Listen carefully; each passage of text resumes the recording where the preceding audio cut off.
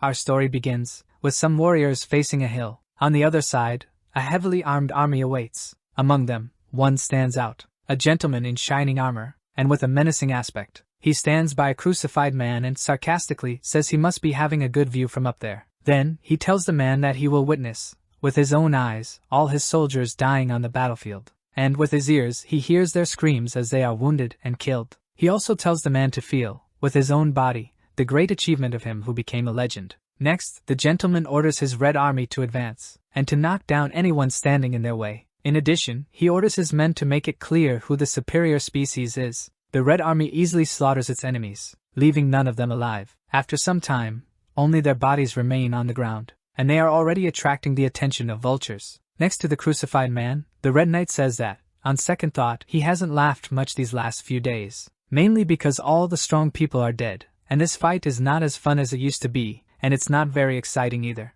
The man on the cross tells the gentleman that they are all demons. However, the Red Knight asks if he thinks he is any different, claiming that this world is a hell, and everyone in it is a demon. After some time, in the vicinity of Cam Castle, Leto, a rowdy boy, is running because he is being pursued. His pursuers try to persuade him to stop, saying that if Leto stops and gets caught, he will simply get beaten up, whereas, otherwise someone else will die. They say that Leto is too fast to catch him, and they try in any way to convince him to stop running. Leto says that if they didn't yell all day, they might be successful in the capture. But distracted by this conversation, he doesn't notice a hole in front of him, and ends up falling into the depths. Then, one of the pursuers says Leto should watch his step because there are several holes like that in the region, and he should know it. The other one says they should climb down there and look for him because, if they come back empty-handed, they will be punished. But before going down, his partner warns him about something, and shows a nest trace in the hole, saying that even if he didn't die from the fall, Leto is sure to perish soon.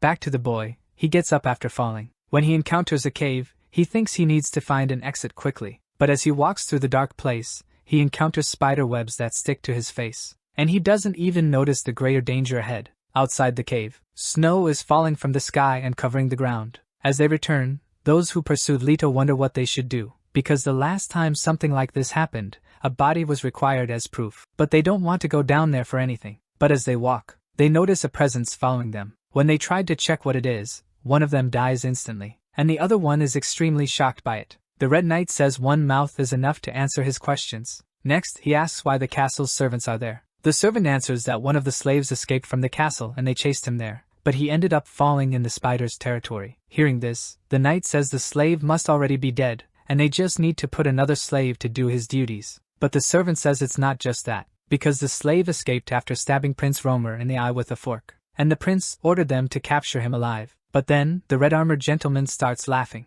The nervous servant doesn't really understand. Then the gentleman says it's funny that the prince is injured by a mere slave, and he doesn't believe that a guy like him will become a king. Anyway, he asks if all the other gentlemen have arrived at Cam's castle, as that was the king's command. But the servant says he hasn't heard anything about it, and asks why the king would visit such a small castle. Since the gentleman doesn't answer anything, the servant says he's leaving. He then runs towards the castle, but before he realizes it, he gets his head chopped off, because the gentleman says he doesn't need extra mouths. Next, he wants to take care of this matter before leaving, because he thinks if someone gets bitten by a female spider, it might become problematic later. After that, he jumps into the hole, and immediately encounters some smaller spiders. However, he has no difficulty fighting them. The gentleman uses a fighting style he nicknames the Dance of Knives, and with that, he easily slices through the spiders. His confidence is so great that he scoffs at the spiders, especially since these are just baby spiders. He comes across them and thinks that this is the first time he finds a male and a female in the same nest.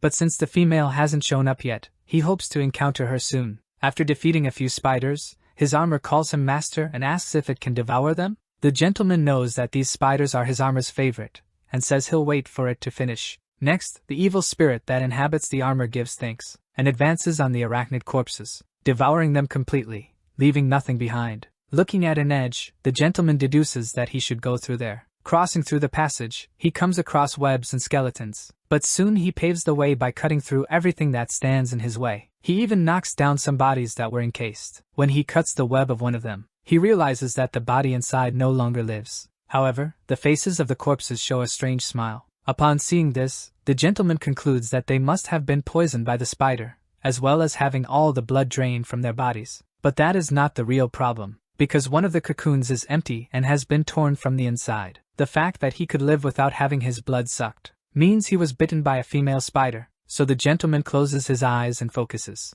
and tells him to come out, because he knows that the boy is hiding behind a rock. The knight says that he must be the only one who managed to escape the castle and asserts that he will not kill him if he comes out. Leto, however, thinks he was discovered and will be killed anyway in the end, but the knight says he will count down for him to appear. This number only makes the boy remember that there are 3 races in the world: the yellow humans, the green people, and the blue elves, the predators that dominated the world. Soon after, Leto leaves his hiding place. The knight says that the boy thinks quickly in such situations, and asks his age. He answers that he is 15, and soon wonders how he will get out of there, but quickly he is hurt, because the gentleman cuts his eyes, and asks if he was thinking of escaping. The gentleman claims that normally he would execute him coldly, but for some reason, he was interested in him. While Leto is nervous about not being able to see anymore, he hears the gentleman question about his story of sticking a fork in Prince Romer's eyes, saying that if Leto makes him laugh, he will spare him. Upon hearing this from the gentleman, Leto wonders what he is talking about, so he can focus on the pain he is feeling. The elven gentleman, however, says that instead, he could simply kill him. But the boy doesn't want that, and reveals that his name is Leto. He tells that half a year ago, some elves killed his parents, while he and his brother became slaves. Leto was in charge of cleaning dog poop, and he always complained about the smell. While doing that, he thought he had to find his brother. Leto knew he was alive because he heard the last time his brother was sold to another territory. While cleaning the dog feces, he thinks the dogs must have eaten a lot, and he can barely survive on a bowl of barley porridge, making him think that even a dog has a better life than his. But in a moment of distraction, Leto almost died by one of them. A rather different dog almost pulled him through the cage. His name is Cerberus, and Leto heard that the dog could have 3 heads, but he did not expect this. He stares at the dog for a while, and says that it too must be feeling trapped, and eager to escape. Even though it already had a name, the boy says that from now on he's going to call the dog Samdal. He also says that, if it behaves, he'll set it free, as he plans to escape there himself. On the other hand, one of the boy's superiors asks why he has stopped working, and why he has yet to use what he has collected to fertilize the garden. Leto responds that he has already collected a wheelbarrow full, and it still hasn't ended. To exacerbate the situation, he claims that he hardly moves because he only eats a bowl of barley porridge every day, and asks if the boss doesn't have other food, something like meat. Promptly, the boss punishes the boy for his audacity, telling him to put himself in his place as a slave, and that he will die if he continues this behavior. Back in the present, the elf asks if the boy wants to die. He also says that he should skip all this boring part, and go straight to what matters, the part about the fork in the prince's eye. He asserts that the prince lives escorted by guards, and asks how the boy got so close so as to be able to attack him. Leto reveals that, on the night of the attack, the castle was being visited by an aristocrat named Lady Bathory, who came to the castle to see the prince. The boy was in the same room as the lady, the prince, and his guard. As the prince boasted about her visit, Leto observed him, and thought that he was the one responsible for killing his mother. The prince's guard noticed that the boy was too close and ordered him to step back. Leto, however, could only think that he was in front of his enemy. He had planned to escape the next day, but thought the odds were in his favor because this place held a secret that only he knew.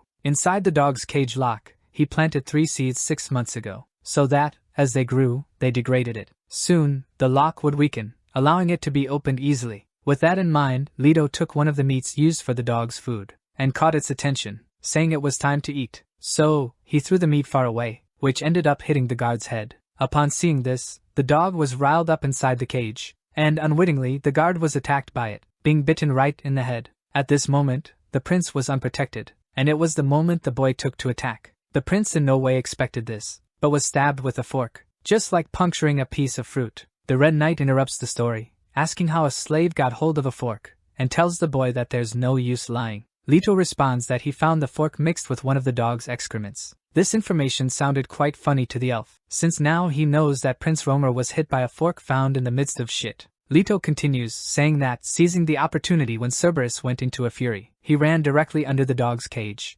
After that, through the holes he dug, he passed through the drainage channel, reaching the other side, to where the waste and feces were dropped, and swept by him out of the castle. After he got out, Leto fell into the water, which, due to the cold weather, was freezing, but his determination to escape was so great that the boy looked at the castle from afar, and while under super cold water, he shouts that he will return stronger, and also will remove the prince's other eye. After this, Leto discloses that he ran from the pursuers who found him and ended up falling into this cave. After hearing the story, the Red Knight stares at him, and the boy stands still not knowing what else to say. The gentleman stands up and says that the boy's story was interesting, and even funny, but he can't let him escape. Leto asks why, and the elf tells the boy that he was bitten by a female green-eyed spider. The elf says that the boy's body is getting hotter, and his eyes must have already recovered, because this is the only healing power he got from the spider, and the elf only cut his eyes to confirm this. But as the boy is still pretending that he can't see, the gentleman judges him as intelligent. Leto then realizes that he's been found out. Meanwhile, the elf says that these spiders only reproduce in one way. They inject their eggs into other creatures and give them special abilities to keep the eggs alive. But in this process, the infected creature loses its sanity and becomes a monster, devouring everything it sees before it. As soon as the puppies start to be born, they devour the person from the inside out, starting with the stomach. Upon hearing this, Leto is scared, because he had no idea that there were spider babies inside him. As the elf had previously mentioned, the boy's story is interesting, but he considers killing him as an act of mercy, and he says it will be fast and painless. Leto, however, tells him to shut up, and argues that he can't die before finding his brother, and he says that instead of dying, he is the one who will kill the Red Knight. Leto feels a little strange, as if something inside him was boiling. He doesn't understand this feeling, and he wonders if it is some kind of power, for now he feels something that he did not feel before. With that, he jumps towards the elf, thinking that it might be worth trying to attack him. The elven gentleman watches him, however,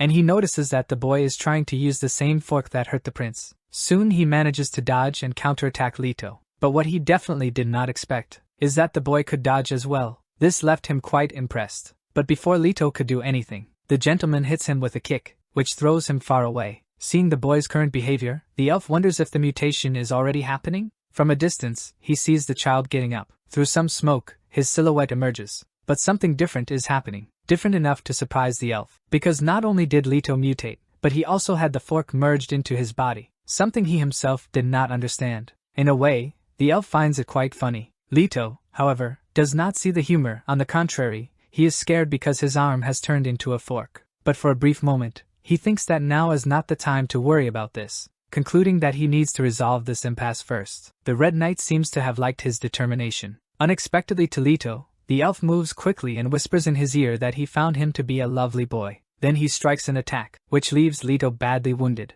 However, this was not enough to kill him. Far away, in the castle of Cam, a nurse tells the prince that because the wound is deep, it will take about 2 months to fully recover. After being sewed up, Homer asks for a mirror. One of his servants brings the object, and holds it while the prince looks at himself. Upon seeing his injured and sewn eye, the prince despairs. However, the one who stitched it tries to lighten the mood, saying that he has a cool look, but the prince shows his dissatisfaction by throwing him from the top of the castle tower, killing him by the fall. Homer then gives a great roar, and asks if the slave who injured him has been found. The servants say no, but a search team is still looking for him. Homer is irritated and tells them to send all the available soldiers now to find the slave. However, he changes his mind immediately, and says that he himself will go after his enemy. But one of his advisors says for him to calm down, because he is at a crucial moment now, because his bride-to-be has everything ready, and he can fulfill his vengeance promise after becoming king. Back to the battle between Leto and the elf, the boy tries to stand up, and he thinks he is no match for his enemy, because none of his attacks have come close to hitting him. But he doesn't want to die there, because he is motivated to find his brother.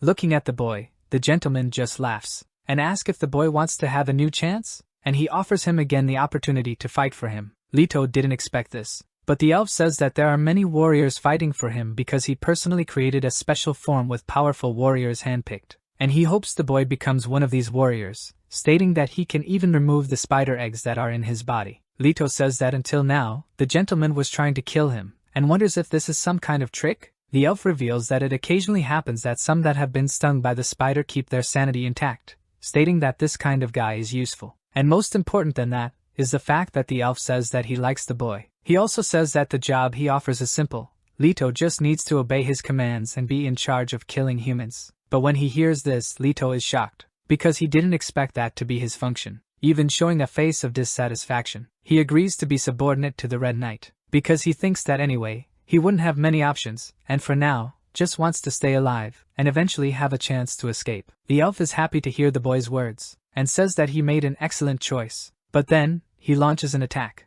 Leto is left puzzled about what happened. Nevertheless, upon looking back, he realizes there was something. So he understands that the elf didn't try to attack him. Instead, it was a creature, which was hidden. Looking at the monster, the elf identifies it as a stiletto from the assassination unit, and, judging by the situation, has a guess, saying that the creature is there on the prince's orders, and it seems like he is plotting something with Lady Bathory. However, he asks if the monster thinks it will be able to kill him alone. Next, he scoffs at him, saying that he forgot he won't hear an answer, as the monster's vocal cords have been torn out. But the elf is wrong about one thing, because the monster is not alone. Numerous creatures start to emerge from the darkness of the cave, and move towards him. Seeing this doesn't please him at all. Meanwhile, Leto ponders what is happening and is completely clueless. But upon watching the creatures approaching in large numbers, he believes this is his chance to slip away unnoticed. For him, this is the perfect opportunity. He thinks that when the fight with these monsters begins, he should intentionally lag behind, and through the gap, seize the opportunity to run.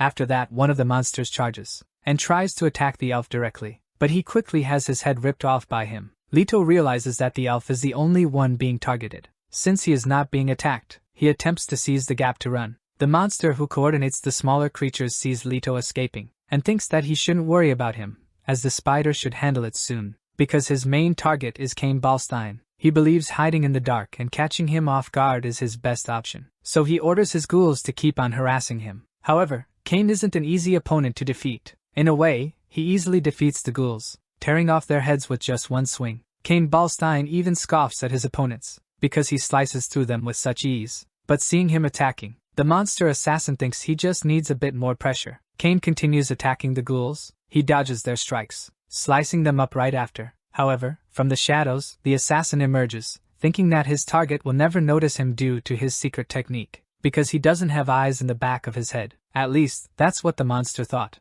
as his target just sensed his assault through his armor. On the other end of the cave, Leto runs thinking he finally managed to escape, and that his pursuers must find someone else to do their dirty work. He concludes that he first must find a populated place, as he needs to find a beggar who can remove the spider eggs from his body. Then he will be free to find his brother, and get stronger in order to exact his revenge on the prince, and people of green and blue skin alike. Leto wants to cut off their heads at any cost. Regardless, he believes he's doing well. He even has a fork attached to his arm that can assist him on his journey. After scaling, he reaches the top and thinks by now the ugly monster must have killed the arrogant elf. But to his surprise, Cain Ballstein was waiting for him, and tells the boy to follow him. Leto is surprised, thinking he had died. However, the elf grabs the boy's head with his feet to punish him for running away, and says that if he tries something like that again, he will kill him. He also tells the boy not to respond, as he is not in a good mood. Leto says he understands, and Cain orders him to refer to him as master from now on.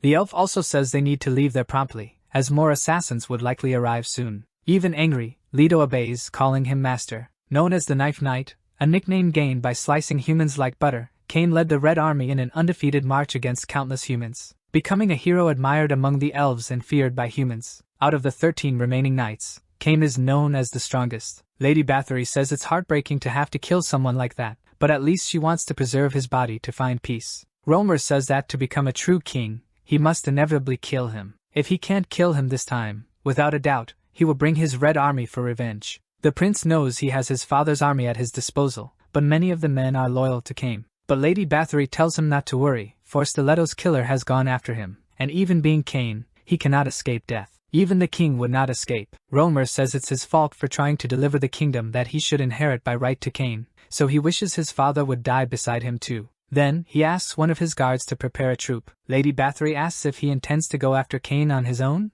but he responds that he doesn't, and he goes after the one who left his eye like this and fled. Away from the castle, near some mountains, Cain and Leto walk away from the cave. The boy asks his master if he is not going to remove the spider eggs from his body. Cain responds that he did not give him permission to ask a question. Anyway, he says they are going west and he will soon remove the eggs from the boy's body. Leto thinks that to the west could be where a battlefield is. By staying in the rear guard of the elf, he wonders if he should stab him now, since he thinks he should not trust him since he has no guarantee that Cain will remove the eggs from his body. He may just be using him, and at the first opportunity, he can discard him and kill him, because in the end, he is an elf. So Leto decides and tries to catch the elf off guard. But he makes the same mistake as the killer who tried to kill Cain in the cave, and is countered by him next. Being cut in half, some spiders fly out of the boy's body. However, this was only his imagination, since the boy is smart enough to calculate the situation before acting, and thinks that for now, he needs to stay alive. But he says that one day he will kill him.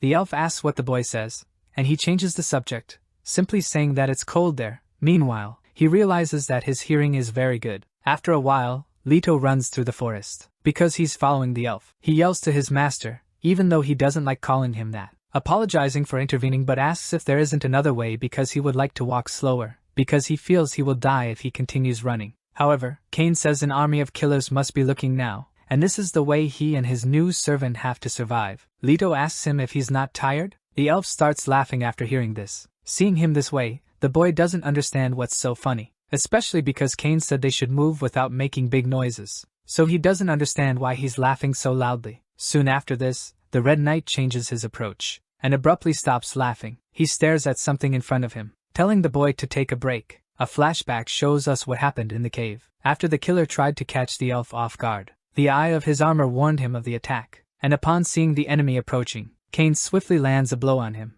tearing his head immediately after. But before dying, the assassin was able to strike Kane. Soon, he feels something different, and realizes he might have been poisoned. Back to the present, he tells the boy that he forgot about it for a moment, as he was often in battlefields, but poisons are the basis of assassins, and says that they are a bunch of disgusting people. Leto asks if it's very dangerous, but in his thoughts, he hopes the elf will die soon. Kane says that if it were a weak human like the boy, he would certainly die soon, but even being something strong, he can block the light and recover while resting. Moreover, his armor helps him neutralize the poison, so recovery will be quick. Leto is amazed to see a face on the armor moving. Next, the elf stands up and tells the boy to stop digging. He asks why the master is being chased being an elf, but the Red Knight tells him not to be presumptuous. Leto quickly apologizes. After this, the elf enters the hole and says that he is going to sleep a bit, and says that he never thought that he would go back to sleeping underground after leaving the battlefield. Leto thinks he might use the elf's sleep as an advantage to escape, but the knight mentions the arenas in his stomach,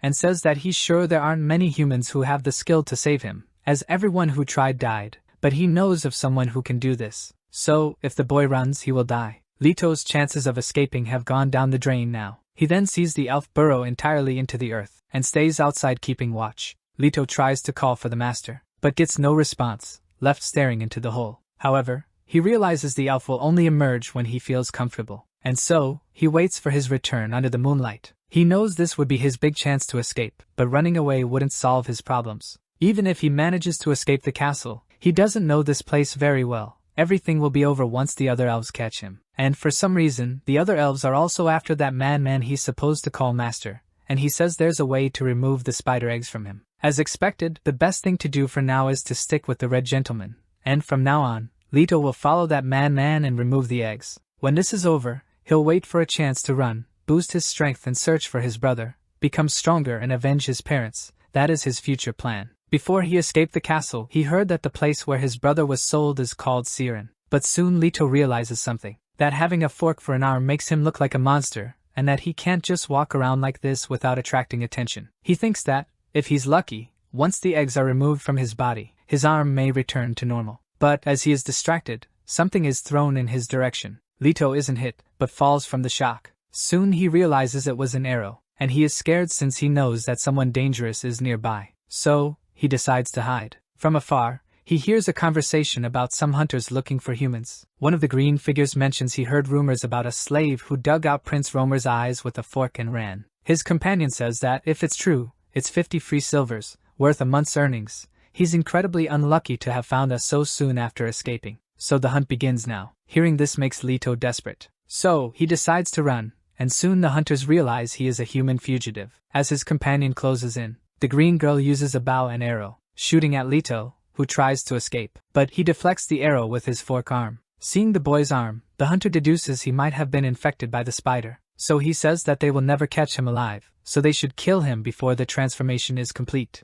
The huntress wonders if it's just a coincidence that the arrow was deflected just now or not. Either way, they continue the hunt, and Leto tries to run while he still can. However, he realizes they are drawing closer. The green girl throws another arrow, but misses, and she gets frustrated for not having made her mark. Her companion, equipped with an axe, tries to advance, and clinging to a tree, he lands a kick on the boy that throws him far, causing him to slide down a slope and lie there fallen. Leto tries to get up, but soon notices another arrow coming towards him. He barely escapes, but then sees the threat of an axe swing, manages to evade it by a whisker, and the hunter's axe gets stuck in a tree. He's incredulous as to how he missed. In the meanwhile, Leto is paralyzed seeing him so close. But taking advantage of the situation, he uses his fork arm to pierce the hunter's leg. Upon being hit, the hunter screams in pain, and calls him an insolent worm. Leto is not shaken by these insults, and he muses about how the elf stated he would be safe if he stuck his master, but he's simply gone to sleep and hasn't come back yet.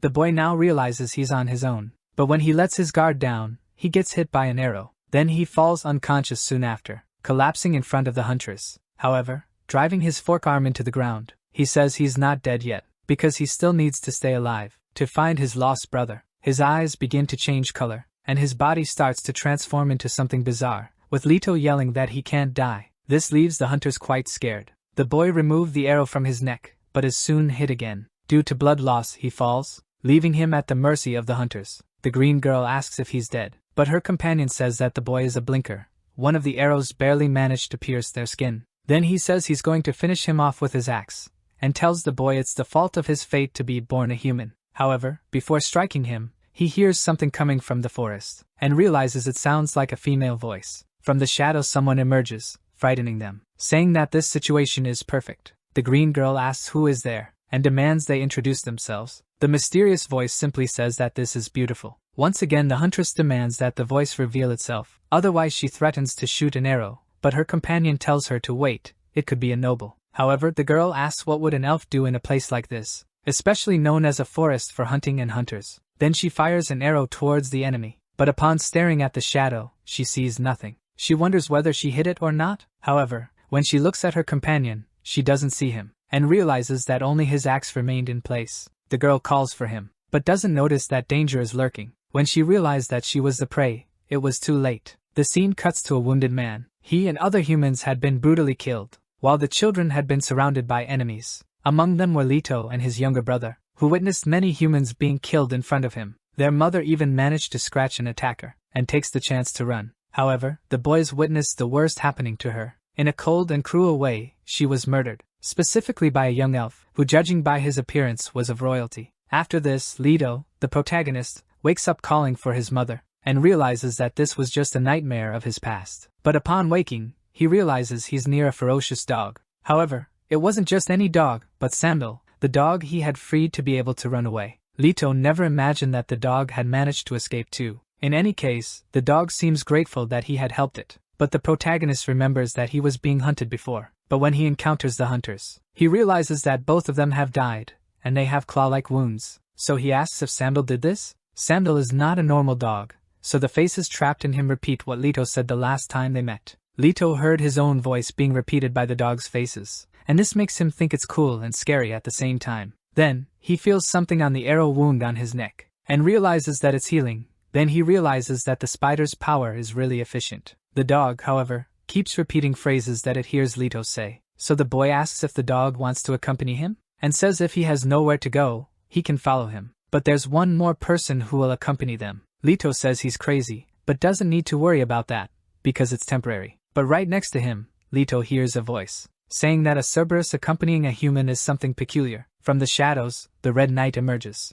Leto realizes that the elf appeared after everything. He immediately starts apologizing, saying he wasn't trying to run away from his master. The elf says he knows that, because he sees that the boy was evading human slave hunters, and not only that, but also survived. Leto confirms that's exactly what happened. But Sandal doesn't like the elf at all, and he also notices that, because the dog stops in front of him and growls at the gentleman, while the fierce dog looks at him. Cain simply fixes his gaze on the Cerberus. But what the dog didn't expect is that the elf would cause an illusion in him, which leaves the animal extremely frightened. So he steps back away from the gentleman, becoming cornered and close to the boy. This action of Sandal left Leto a bit confused, because he didn't see what the dog saw. So he asks the dog what's wrong, and the elf says it's the Cerberus's instinct. When faced with a stronger opponent, it shrinks back, as a sign of submission, otherwise it will die. Leto then realizes that even the dog obeys a hierarchy, and the elf says that the boy should keep in mind that this also applies to humans. He also says that the dog has many abilities,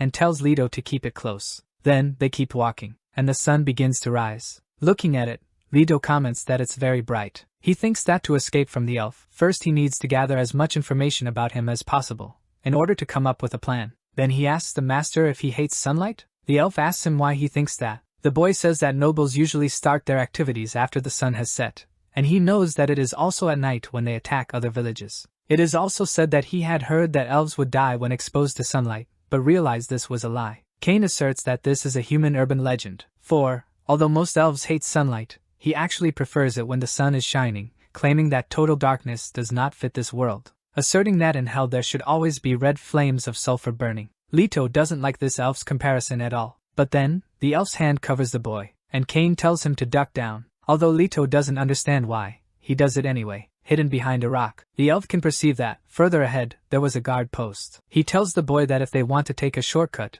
they have to go through the post. Leto asks if he can't simply destroy them. Cain responds that, if he confronts the soldiers there, they will immediately use the mark. The boy asks what this mark is, and the elf replies that it is something used by the army. They tie some kind of whistle to an arrow, and as soon as they shoot, everyone around hears the sound. Thus, soldiers and assassins will be alerted after hearing this noise. Soon, Leto understands the gravity of the situation. Cain says they are too far away to retreat. Then he stares at the boy for a while, and Leto wonders why he is being stared at in this way. Sometime later, in the watchtower, someone approaches asking for help. One of the guards wakes the other who was asleep, saying that someone is approaching. Soon, they realize it's a human. The boy, as he approaches, yells that he is a slave from Cam's castle and tells them not to shoot, as he is alone. However, the guard thinks this is a ragged excuse and that the boy is trying to make a fool of him, but the other guard says the boy is a slave from Cam's castle. Besides, their shift will end soon anyway, and they might even eat some meat. With this, he manages to convince his companion,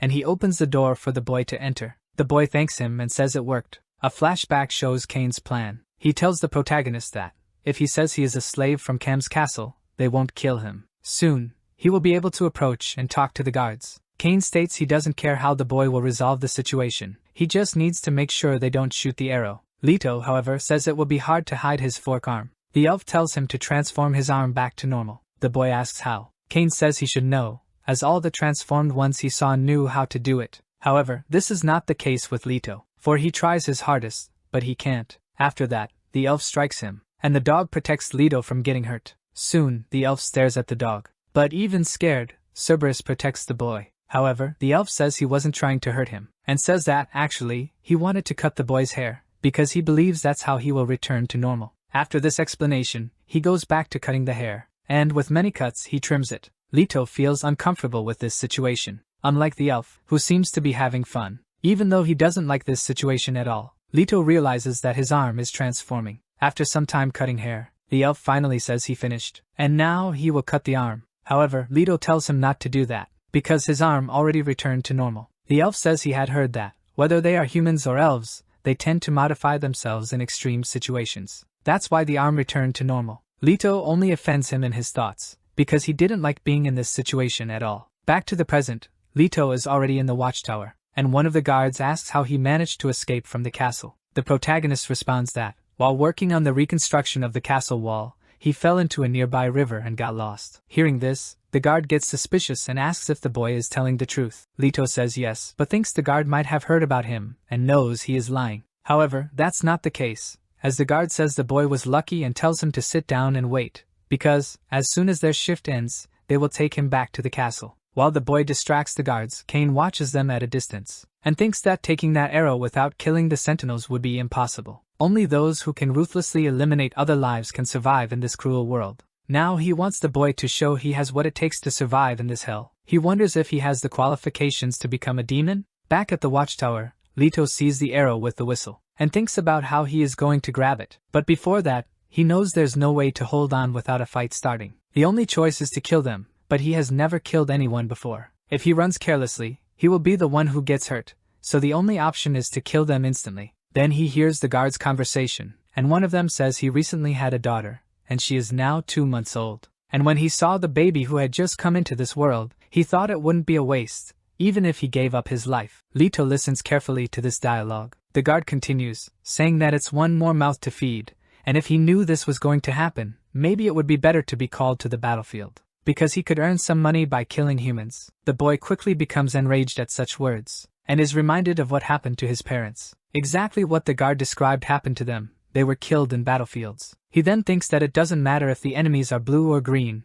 they all kill humans and murdered his family and others. This served perfectly as the motivation that the protagonist needed. One of the guards hears a noise coming from the boy, but before he could do anything, his partner had already died and he was about to be attacked. So he tries to defend himself with his crossbow, but Leto manages to stop him from firing. The guard, however, counterattacks, landing a kick on the boy. But now he is away from his weapon. He tries running to the crossbow, but before he can grab the weapon, Leto moves quickly and attacks him, preventing him from having time to react. The guard pleads for his life, saying that he has a family and a newborn daughter, but his words are not enough to convince the boy. Elsewhere, far from there, one of the royal guards is tracking the protagonist. He follows some clues along the way, and runs towards his target. After arriving in a village, he encounters some villagers of the green people, and asks one of them if by any chance a human boy appeared around, but the villager says he only saw a rat and nothing else. Behind him, the prince marches with his army, and asks his hunter if he found anything, but he says no. However, there is nothing to worry about because others are also looking for the runaway. Furthermore, children are not familiar with the area, only a matter of time until they find him. He also states that the prince doesn't need to personally go searching. Romer says that in the past, they used to ride an animal called a horse, a species that has become rare, and the prince still wants to have one, as he is not at ease when he doesn't get what he wants, and his father always told him that he had to get what he wanted on his own. Therefore, he wishes to capture the fugitive, and with his own hands tear out the slave's eyes, even declaring that after that, he'll cut his body into pieces and give it to the dogs to eat. While he says this, one of the villagers, while holding a child in her arms, begs for His Majesty's help, stating that as time goes by, the crops diminish, but the taxes double, and they don't have enough food to get through the winter. She thus begs the prince to give them some food, just enough for the children to eat. Next, the prince asks if she is asking for his help. Then he says that the only thing he can do is cut off her hands and give them to the child to eat, or perhaps he could feed all the villagers with just one arm. And not just that child, but they could easily gain weight anyway, even with just a little food. So, the prince tells her to stand still, because he is going to cut enough to feed everyone. Frightened, the woman shrinks back, but the prince's blow is interrupted by a noise around. His bodyguard hears the sound of the arrow with the whistle and says that it seems to have come from the guard post, and they might have found something. So, the prince commands everyone to move there. Back to the protagonist, he laments what he has done, because it is the first time he's killed someone and is shocked by it. For a moment, he reflects on his actions. However, he concludes that it's not a big deal, so he gets up from the ground, saying it's the guard's fault for being born as one of the green people. But he hears a sound coming from outside, and when he looks toward the sound, he notices a commotion. Other guards approach, and upon seeing the boy, they ask who he is. Leto wonders who they are and if they can shoot the arrow. However, when hiding, he hears a different sound coming from the same direction, and when he looks at them, he realizes that the Red Knight has already killed them. Leto approaches and asks what those guys were doing, but the elf simply says they were unlucky and they need to run, because the soldiers will show up after hearing the whistle, and they need to act quickly. The protagonist thinks it was all in vain, and the elf says it's not just that, as he bids him welcome to hell, calling him a little demon. However, Leto doesn't like that nickname at all. Regardless, they need to hurry, so the group runs away from the guard's fort. But while running, they are seen by a village woman, who wonders where they are going in such a hurry. Still, they keep running and head for some hills. Noticing the elf is way ahead, the protagonist asks how long they have to run. Kane responds that after crossing the canyon and entering the forest, they will find a good place to shelter. Leto asks if they can take a small break, because his stomach hurts, and thinks the spiders will come out. The elf quickly perceives something, and holds the boy, dragging him to a ravine. After descending and leaving the route, Kame says they are being pursued, and the pursuers are close. Leto asks if the soldiers have already arrived, but the elf responds that, in truth, they are assassins, and they will soon launch an attack. Thus, they hide by the edge of a river. Leto tries to observe the location more attentively. He looks down and sees a river. Looking up at the sky, he realizes that there are some mountains around, but he says he doesn't see anyone around. However, the elf says it's not about seeing, but intuition, like a sixth sense. Leto, however, thinks it's nonsense. Kame says that as you face enemies on a battlefield, you develop a higher perception of things such as madness, and also the feeling of fear, the burning rage of some fighters, which they use to kill their enemies, and allows them to carry out cold-blooded executions. After the collision of so many feelings, what comes next is calm. Leto says the elf is spouting nonsense again. However, the elf says he'll find that after spending time in a place like this, he'll be able to feel what he can't see, a killing intent directed at you. From afar, Kane notices someone approaching, and says it's quite bold of an assassin to face him head-on. Like a shadow, the assassin nears, holding a scythe in hand. The mysterious creature moves under the water, and through this, the water moves around him, using the river's water to its advantage, as if it were a smoke screen. But instead of smoke, it uses the water to camouflage itself, and disappears from the elf's sight right after. The protagonist is amazed at the disappearance of the assassin. However, Kame assures he will return. He was right, for the assassin quickly reappears behind them, in an attempt to catch them off guard. The assassin wastes no time and attacks, but the elf isn't easily caught unprepared, unlike the protagonist, who is face to face with the blade. However, Kame strikes the assassin, pushing her away from the boy. The two start to fight on the edge of a cliff, but this doesn't seem to be a problem for Kame. He charges with his blades towards his opponent, who, in turn, is able to jump high, and use this as an advantage to attack Kame from above. However, the elf is an experienced fighter, and doesn't provide openings for his enemy to attack him. After his attack is interrupted, the assassin retreats, distancing himself. Kame says his opponent is indeed skilled, even when fighting with just one arm. However, the scythe-wielding assassin points out something about the elf, and makes him realize that his armor was hit, and he hadn't noticed. The inhabitant of the red armor seems to have felt the blow, but quickly recovers. Kame thinks his armor is still recovering, due to the detoxification, and Quarren's power is weakening.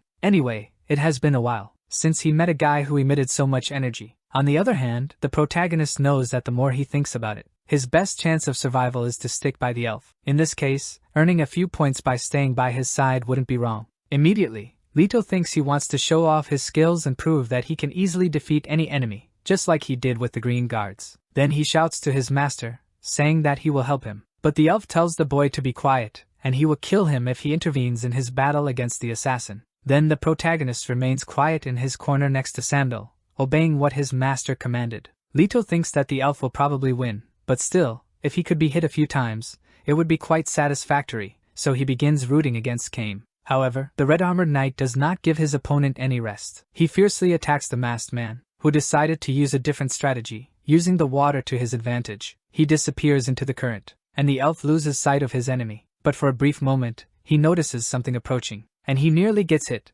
but barely manages to counterattack. The assassin stops on the other side, and Kame gives a sarcastic smile for having wounded him. But he gradually realizes that it's not quite the case, because where he managed to hit the enemy, slowly begins to heal, similar to his red armor. Only the assassin's armor is different, something that Kame himself recognizes as a living armor, and he wonders how an assassin obtains something like that. Either way, this isn't the most important thing now, and Kame states that he will finish off his opponent and take his living armor, which will serve as food for Kairon. Above all, he wants the fight to be more entertaining. Back to the protagonist, his faithful friend is troubled by something. Leto asks Sandal what's wrong, but he soon sees that danger approaches, for the soldiers have finally reached them. So he shouts to his master, who, incidentally, did not appreciate being interrupted at all. So the elf requests a recess in the battle, and advances towards the boy. Just as Leto was about to report what he saw, Kame grips him by the throat in anger, for he had previously warned him not to interrupt, and asks if he wants to die. However, the boy says he just wanted to warn him about the arrival of the soldiers, and in his mind he says it is he who will kill the elf. The master says, so they've already made it here, and the boy asks what they will do.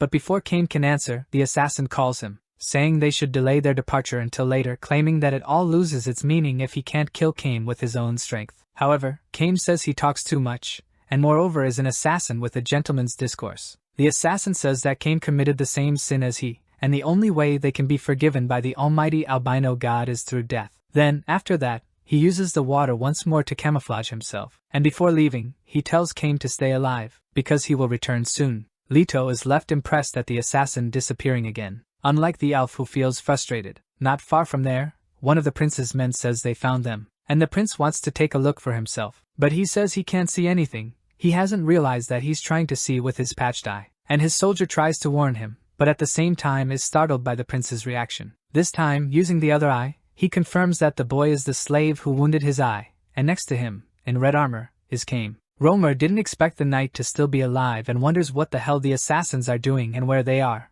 calling them damned foolish believers. His bodyguard believes they should wait for more soldiers before facing Kame. The prince thinks he can't just run away, for it would be the butt of jokes. He knows he has more numbers on his side, even 2 knights. If he can kill Kame here, no one would despise him. Then the prince gives the order for his men to advance, contrary to the advice of his guard. The soldiers get ready to shoot from a distance, and with a giant crossbow, they fire a rope with a hook. Once it latches on the other side, they prepare to zip line down. With pulleys equipped on the rope, they descend towards the targets, including the prince's guard, who goes first. Kame observes this and says if they are reaching them so quickly it means that other soldiers must be nearby. So he runs with the protagonist, saying that the forest is close. While running, Leto thinks he can't even have a brief moment of rest and peace. The story changes direction, introducing us to the west of the continent, amid a purple sky. This is where a cursed land lies, home to all kinds of monsters, the arena of tribal war, a battlefield. Somewhere in there, a mysterious warrior lurks. His companion approached him asking if he was dead, but the warrior responded that he was merely meditating. He says it was indeed a tough victory this time, and he even broke a rib. His companion replies that on the contrary, the guy's bones should have turned to gunpowder. He also mentions that this was the third transformed and they couldn't even find the spider's nest, so they have no idea where he came from. The warrior asked what his companion ate. He responds that he found dried meat after searching the corpse, hence the warrior also asks for some. And after a rat comes out, he says he was startled, but his companion tells him not to say that because it might hurt his pet. Then, he also says he has a bad feeling about this and worries about Kame. The warrior says his companion's hunches are almost always right, and asks if they should really go see Kame. He replies saying that he has in fact already sent Yara a few days ago and still has a lot of work to do there. Back at the protagonist's core, he and his master ran into the forest, but they were followed by the prince's soldiers. While the green men searched for them, Kame and Leto sneak around the trees. In the meantime, the elf counts soldiers, and how many are with Kant and the prince. Looking at Romer, Kame sees that he is indeed still a child. Either way, he stays hidden. But looking at one of the soldiers, he realizes that he's never seen him before. The presence of this one seems to be indeed terrifying, so much so that Samdal identifies the danger and starts to growl, and Leto tells him to be quiet. Then, the elf asks if the boy is ready. Leto asks if he will have to fight right now, as there are about 20 armed soldiers following them. Regardless, Kame presses on, and calls for the prince, shouting his name. He asks if the prince is indeed trying to kill him and states that he's not scared at all. However, he claims to be surprised that a coward like him would show up on the front lines. Hearing this, the prince offers 1,000 gold coins for anyone who brings Kame's head. The elf stands still waiting for the enemies to advance, and when one of them attacks, he simply defends with ease. And with a single counterattack, he deals a fatal blow. Arrows are shot at Kame, but he uses the dead soldier as a shield. His dark, sarcastic gaze indicates that he liked that, unlike the others who shot the arrows. However, the unknown warrior seems to have gotten even angrier. From afar, Leto watches the situation and realizes there are many enemies, and wonders what would happen if the elf died, thinking that he could run away. But he soon realizes that if he dies, the spiders in his body will devour him alive. So he has enough reason to help in the battle, especially since the prince is there, because Leto sees this as an opportunity to finish what he started and thinks that, after killing him, he will have revenge for his mother's death. The prince, in turn, is shocked that this number of soldiers is not able to kill Kame, yet he has a fallback plan should everything go wrong. But looking around, he comes face to face with the one who hurt him before. Kant realizes that the boy is transforming and wants to take care of it right away, but the prince says that his job is to protect him from Kame. Then, he talks about the protagonist as merely a slave, and it shouldn't be too hard to take him down alone, precisely because he wants to retaliate eye for an eye. He also claims he will become king of the elves in the future, and with his sword, he will cut down the protagonist just to show off his warrior talent. But his arrogance kept him from acting and he ended up taking a hit in the face again. This time though, the protagonist had a rather large fork. In the castle, Lady Bathory stabs some cherries, and says that Kame's castle has the best ones. Similarly, the prince was stabbed again, and lying on the ground, he screams in pain. Romer tells the protagonist not to get close and vows to kill him yet. Leto, however, says that no matter how much pain the prince is in, it's not even comparable to his, as his family, friends, and everyone he knew died because of the prince. So what he's feeling right now is nothing. While the prince cries in front of the opponent, his guard, in an effort to defend him, advances towards the protagonist. Leto is struck and hurled towards a tree. Due to the impact, he feels a strong pain. Meanwhile, the guard approaches the prince. Romer, in an extremely arrogant manner, states that he is completely blind now and demands a doctor immediately. However, the guard apologizes and asserts that they do not have any doctor there, so they need to return to the castle for any type of treatment. Thus Khan takes the prince on his back and tells the soldiers that he is going to retreat and bring the prince back to the castle. Soon it's up to the big guy to take the lead. Before leaving, the prince only tells them to ensure they capture the slave alive, for he wants to prepare his head and cut it off himself. The big guy tells two of the soldiers to take care of the boy and kill him before he fully transforms. Leto, in turn, prepares himself, and waits for the guards to get closer. But what the enemies did not expect is that the boy was accompanied. His faithful squire catches them off guard, but while the Cerberus was attacking, other guards shot arrows at him, hitting him. Seeing this makes the protagonist concerned about the dog. This leaves him vulnerable enough for one of the soldiers to strike him with a shield. With the boy on the ground, the enemy tries to kill him with his sword, but with his forked arm, Leto protects himself. Even so, the soldier tells the protagonist to just relax, because he is going to kill him before he transforms into a monster, asserting that, if he becomes one, his brother will not recognize him anymore. Leto is almost gravely injured, but the enemy's words make him angry, so he tells the soldier to stop talking nonsense, and with the strength of anger, he manages to deflect the sword with his forked arm, until the sword begins to break, and finally, it is completely destroyed. The soldier does not understand how this happened, but being stunned, he doesn't notice that the protagonist has approached, and he impales his throat with the fork, saying that, at this point, he no longer cares about being compared to a monster, as long as he can use that to kill his enemies. After tearing him apart, the protagonist admits he has indeed become a monster, and gradually, his transformation progresses. Thus he manages to go up high, leaving the other soldiers astonished, for he has indeed transformed into a real monster, not only in appearance but also in his actions. In another part of the forest, one of the soldiers watches from far, seeing one of his comrades being sliced in half. Without realizing it, he becomes the next target, and when he realizes it, it's already too late, for, in the same way, he was killed too. The others are extremely frightened, saying that 4 of their own were killed almost instantly, but one of them says that the main unit will arrive soon, so they just need to hold on a bit longer and move defensively, tiring him out until reinforcements arrive. However, the big guy approaches and simply tells them to get out of his way. Soon he says that he finally stands before Cain, the famous Knife Knight. He introduces himself as Worcester Fullfork and says he's heard many rumors about Cain. The elf asks what kind of rumors? Worcester says he's heard that Cain Ballstein is the only one remaining of the 13 most powerful warriors across the kingdom, so he asserts that he can witness the truth of the rumors. That's why he challenges him to a duel, but he says this while already attacking.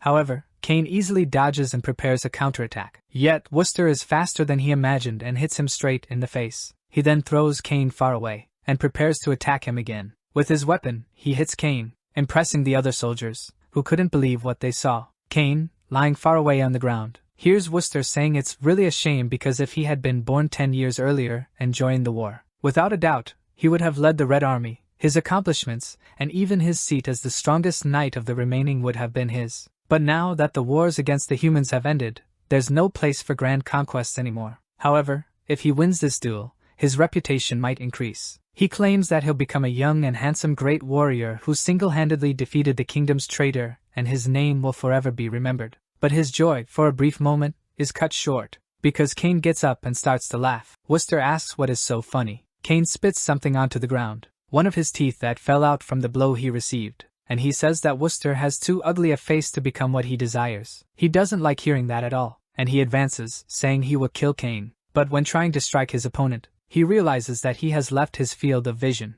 and before he realizes, Cain reappears and stabs him in the legs. Worcester falls to the ground, losing support in his legs. Then his opponent prepares to attack from above, and with his blades, Cain tries to kill him. But Worcester still has strength in his hands and manages to defend himself. Cain remarks that the battlefield hosts creatures beyond imagination. It was a place where those prepared for death, regardless of their race, gathered. There were many people much stronger than Worcester. However, seeing a clueless novice like him talking about something he knows nothing about, it's hard not to laugh. Soon, Cain leverages the powers of his armor to heat up his blades, and with that, he gradually manages to melt the opponent's weapon. Worcester sees this and can't believe it, for a normal weapon should not be able to melt his armor. Now he knows that, if he changes his position or loosens his hands, Cain's blade will go straight for his throat, so he orders the others to fire at the enemy. The soldiers are uncertain whether to do that or not. Cain tells him that this is due to the duel he himself proposed, and even for a king, interfering in a duel is an absolute taboo. He also says that Worcester would know this if he were a true warrior. However, realizing he's near death, Worcester begs for his life. Cain says that one of the reasons elves are known as a powerful race is due to their incredible regenerative ability. Thus, if you want to kill an elf, you must bleed them beyond their regenerative capacity. An example is that,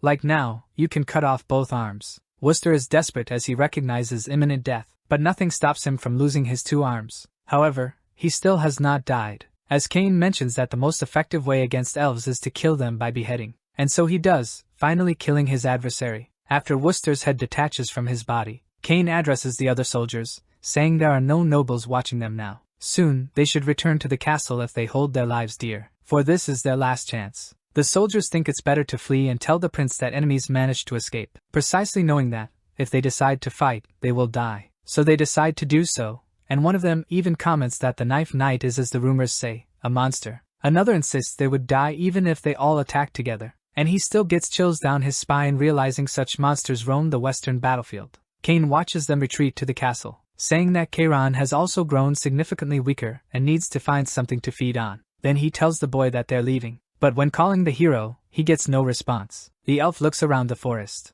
and wonders where the boy ran off to, as he sees him nowhere. But seeing a corpse on the ground, he notes that people infected by spiders, like the boy, become one of two options: a demon that adopts the powers received from the spider, or a monster consumed by power and loses its sanity. He also says that the hero had great potential and laments that it had ended this way. From a distance, tied to a tree, he spots the boy, already transformed, already consumed by the transformation. The hero looks unrecognizable. The protagonist glares at him from a distance. Kane simply stands still looking at him. Leto, however, jumps from the tree and rushes towards the elf, something he was expecting, as the elf doesn't move, and, as soon as the protagonist attacks, he just defends. In Leto's vision, things happen differently. He regards the elf as his enemy, saying, after all, what he did wasn't a big deal. Seeing the Red Knight fall, he states that Kane should thank his lucky stars for being born an elf. But peeking at the ground again, he doesn't see him anymore. Soon, Kane appears in front of him, and with just one hand, strikes the protagonist, throwing him far away. Leto lies on the ground,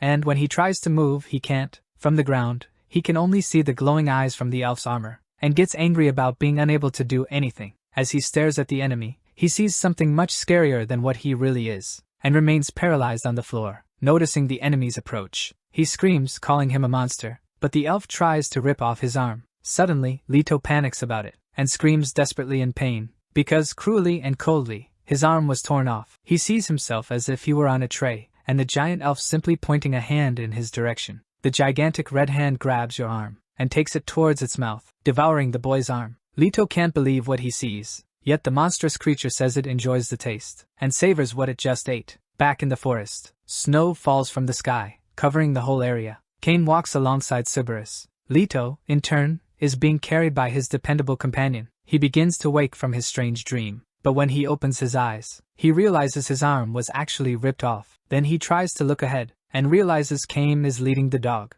He realizes then that, all things considered, he is still alive, but his vision becomes blurry again, and Leto once again loses consciousness. Afterward, he awakens again and realizes he passed out once more. Upon waking, he sees a gigantic monster before him. Looking at the creature, he identifies it as a gigantic crab. However, all he can think is that it would be delicious to eat it. Sometime later, he wakes up after having fainted yet again. Scared, the protagonist tries to comprehend the situation, but he doesn't even know where he is. He looks around, and only sees strange objects surrounding him, as well as a tube with weird organisms inside. He soon wonders where the mad elf went. However, he comes across a severed head, and he's super scared, saying that this is very terrifying. Yet he doesn't notice something is behind him as well, and when he turns around, he gets quite a shock. But it is nothing more than a blue-skinned girl. Leto, realizing it is one of the elves, charges at her, and the girl simply comments that he made a decision quickly, but with a simple gesture. She pulls a cord and escapes the boy's attack, while hitting him with a dart in his neck, which makes him fall to the ground.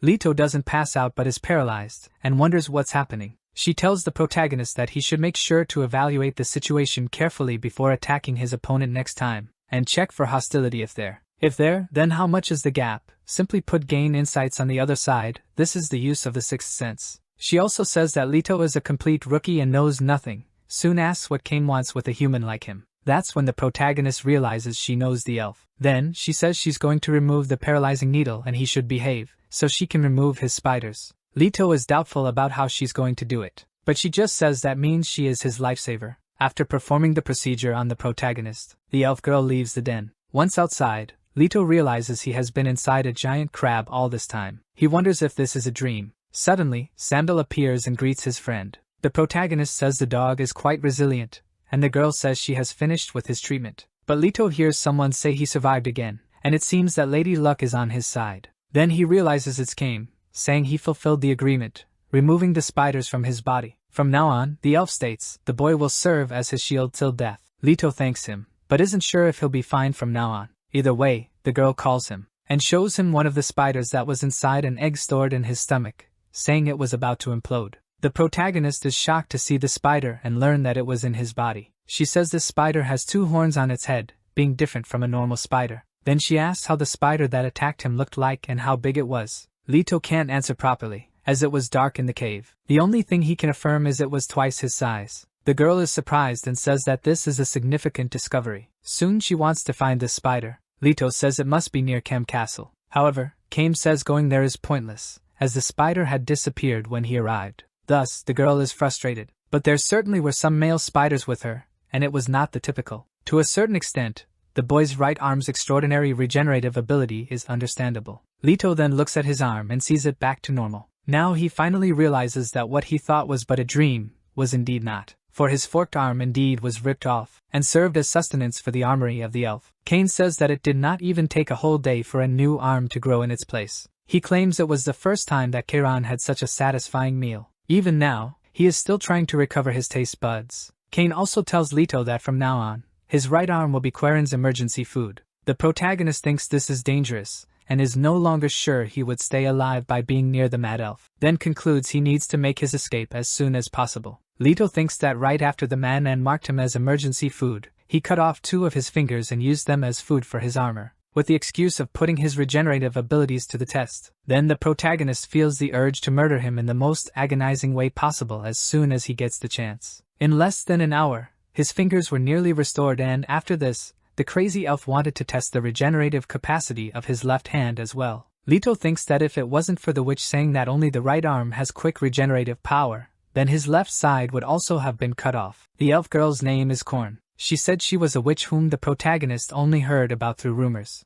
On the outside of the crab house, Korn hears about assassins with living armor. Kane says the armor of this assassin was not on par with Quaren's, but it was definitely a living armor indeed. The girl wonders whether to acquire a living armor. Wouldn't the approval of the Grand Master of Witches be required? Because an ordinary assassin couldn't just attain such a qualification. The protagonist is unsure about these living armors, but Korn explains that these armors are literally alive. It's a suit that when worn, shares the mind and body of the user, mutually improving their synergy. It adapts to the user's personality, changes accordingly, displays various functions, and becomes stronger. The definitive creation, which can only be created once in a witch's lifetime. How it was made is a secret, but she claims she was responsible for creating Kane's armor. Anyway, the girl says she had never heard about assassins with living armors before and claims she no longer has the same level of information gathering skills, because she was banished from the Council of Witches. Kane says that's due to her lousy skills, but she says that's not it. The reason she was expelled is because she intruded on a secret meeting of the witches and was discovered.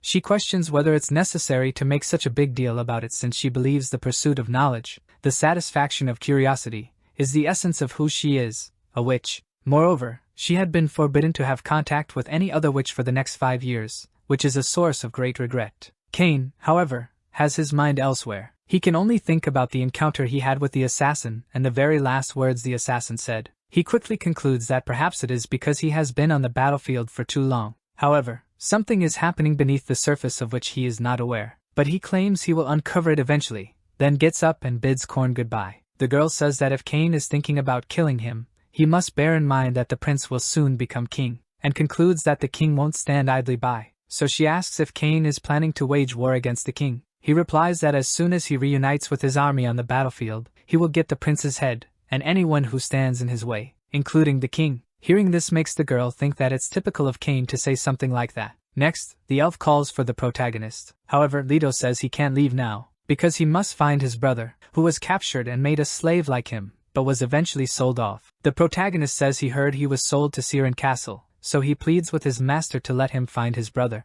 claiming he won't try to escape and will even hand over as many pieces of his right arm as necessary. After being stared down by the elf, the protagonist awaits a response. However, Kane just turns around and says they will be heading west. Immediately, Leto gets frustrated with him, saying that he's not in the mood for games and wants to find his brother above everything else. He would rather resist and make a scene than willingly go along. Now that they had reached this point, he thinks he will kill the elf and find his brother. Kane perceives his anger and asks if the boy is going to attack him. It is said next that if the boy takes a step forward he will die. Leto glares at the elf with great anger, and Kame merely watches him closely. The boy's rage is strong. But, amidst the confusion, Korn appears and breaks up the fight. She says she heard that soon there would be a dance at Siren's castle, the annual masquerade ball, happening in 2 days. She also says that Kame always used to go before returning to the battlefield. Leto thinks all this is nonsense, and wonders if the elf goes to a ball to dance. Kame, however, wonders if that boy considers this. Regardless, he agrees to go to Siren's castle for his own interests,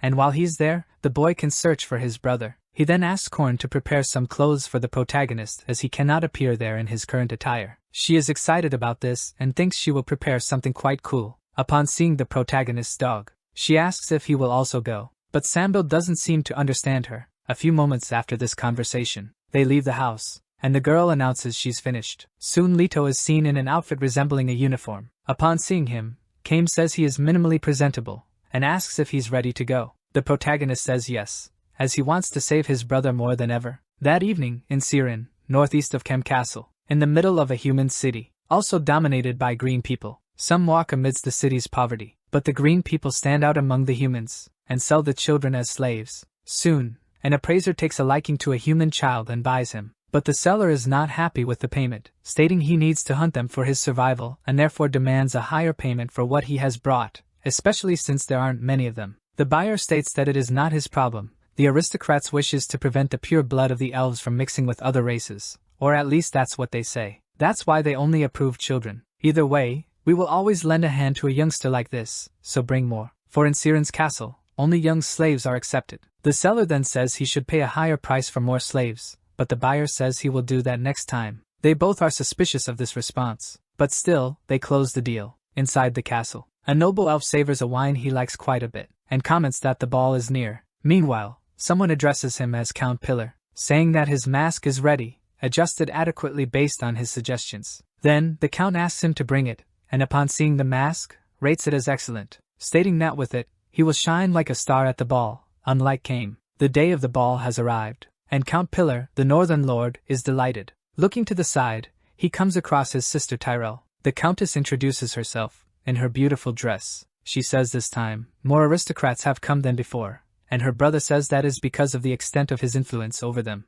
Tyrell is astounded that they are enjoying a party while there is an ongoing war behind the scenes. Her brother spots a small detail on her dress, and asks if she had been outside the castle again, and says when she sees the poor, at least share a bit of food with them. She says she really doesn't understand how contradictory this world is, for while people like that live in luxury, others outside the castle struggle to survive. Blue, green, yellow or any other color, she states they must shed their superficial masks, and understand one another, otherwise the world will never change. The Count is surprised by this observation. Changing the subject, the Countess asks if Kame will appear at the party this time. He replies that he heard Kame would be near Kem Castle, so it's likely he will. With this, his sister gets excited, and calls for her maid, saying she needs to change and dress more appropriately for the party. However, on the way, someone bumps into her, and falls onto the ground. The person, still disoriented from the fall, looks at the Countess with a desperate expression and apologizes. But Tyrell doesn't like this at all and completely changes her attitude. She puts on gloves,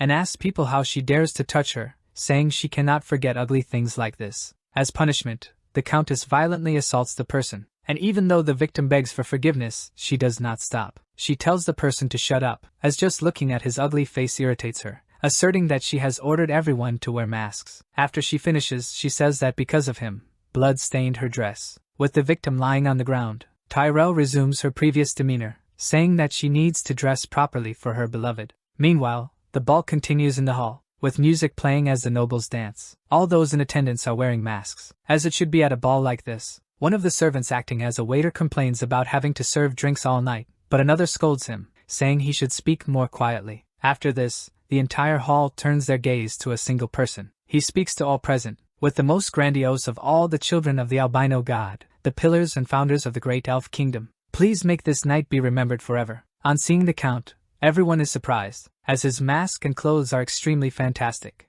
A lady even says there must be a deep significance to this masterpiece, and if the Count doesn't mind, she would like to hear it personally. He thinks yes, as his goal was to have all eyes on him. He also thinks that Kane can appear whenever he wants, because nothing will overshadow his brilliance tonight. As the Count is fawned over by the party's nobles who praise his appearance, the Countess gets ready and wonders where Kane is. At the castle gate, some guards protect the entrance. One of them smells meat, and wishes there would be something left for them to eat, but another guard tells him not to imagine such a thing, because the nobles don't care about them. He soon concludes that he will eat porridge again, but they see someone approaching and think it can only be some vagabond. After this, they tell the stranger that he must leave, as there won't even be a piece of bread left for him. However, these were their last words, because the one who arrived passed through the gate with ease. After arriving, Cain tells the protagonist to find his brother, and if he doesn't come back after the party, he won't have another chance. Leto says he understood, and Cain warns him not to try to escape, because he will kill him. The protagonist, however, can only focus on his mission,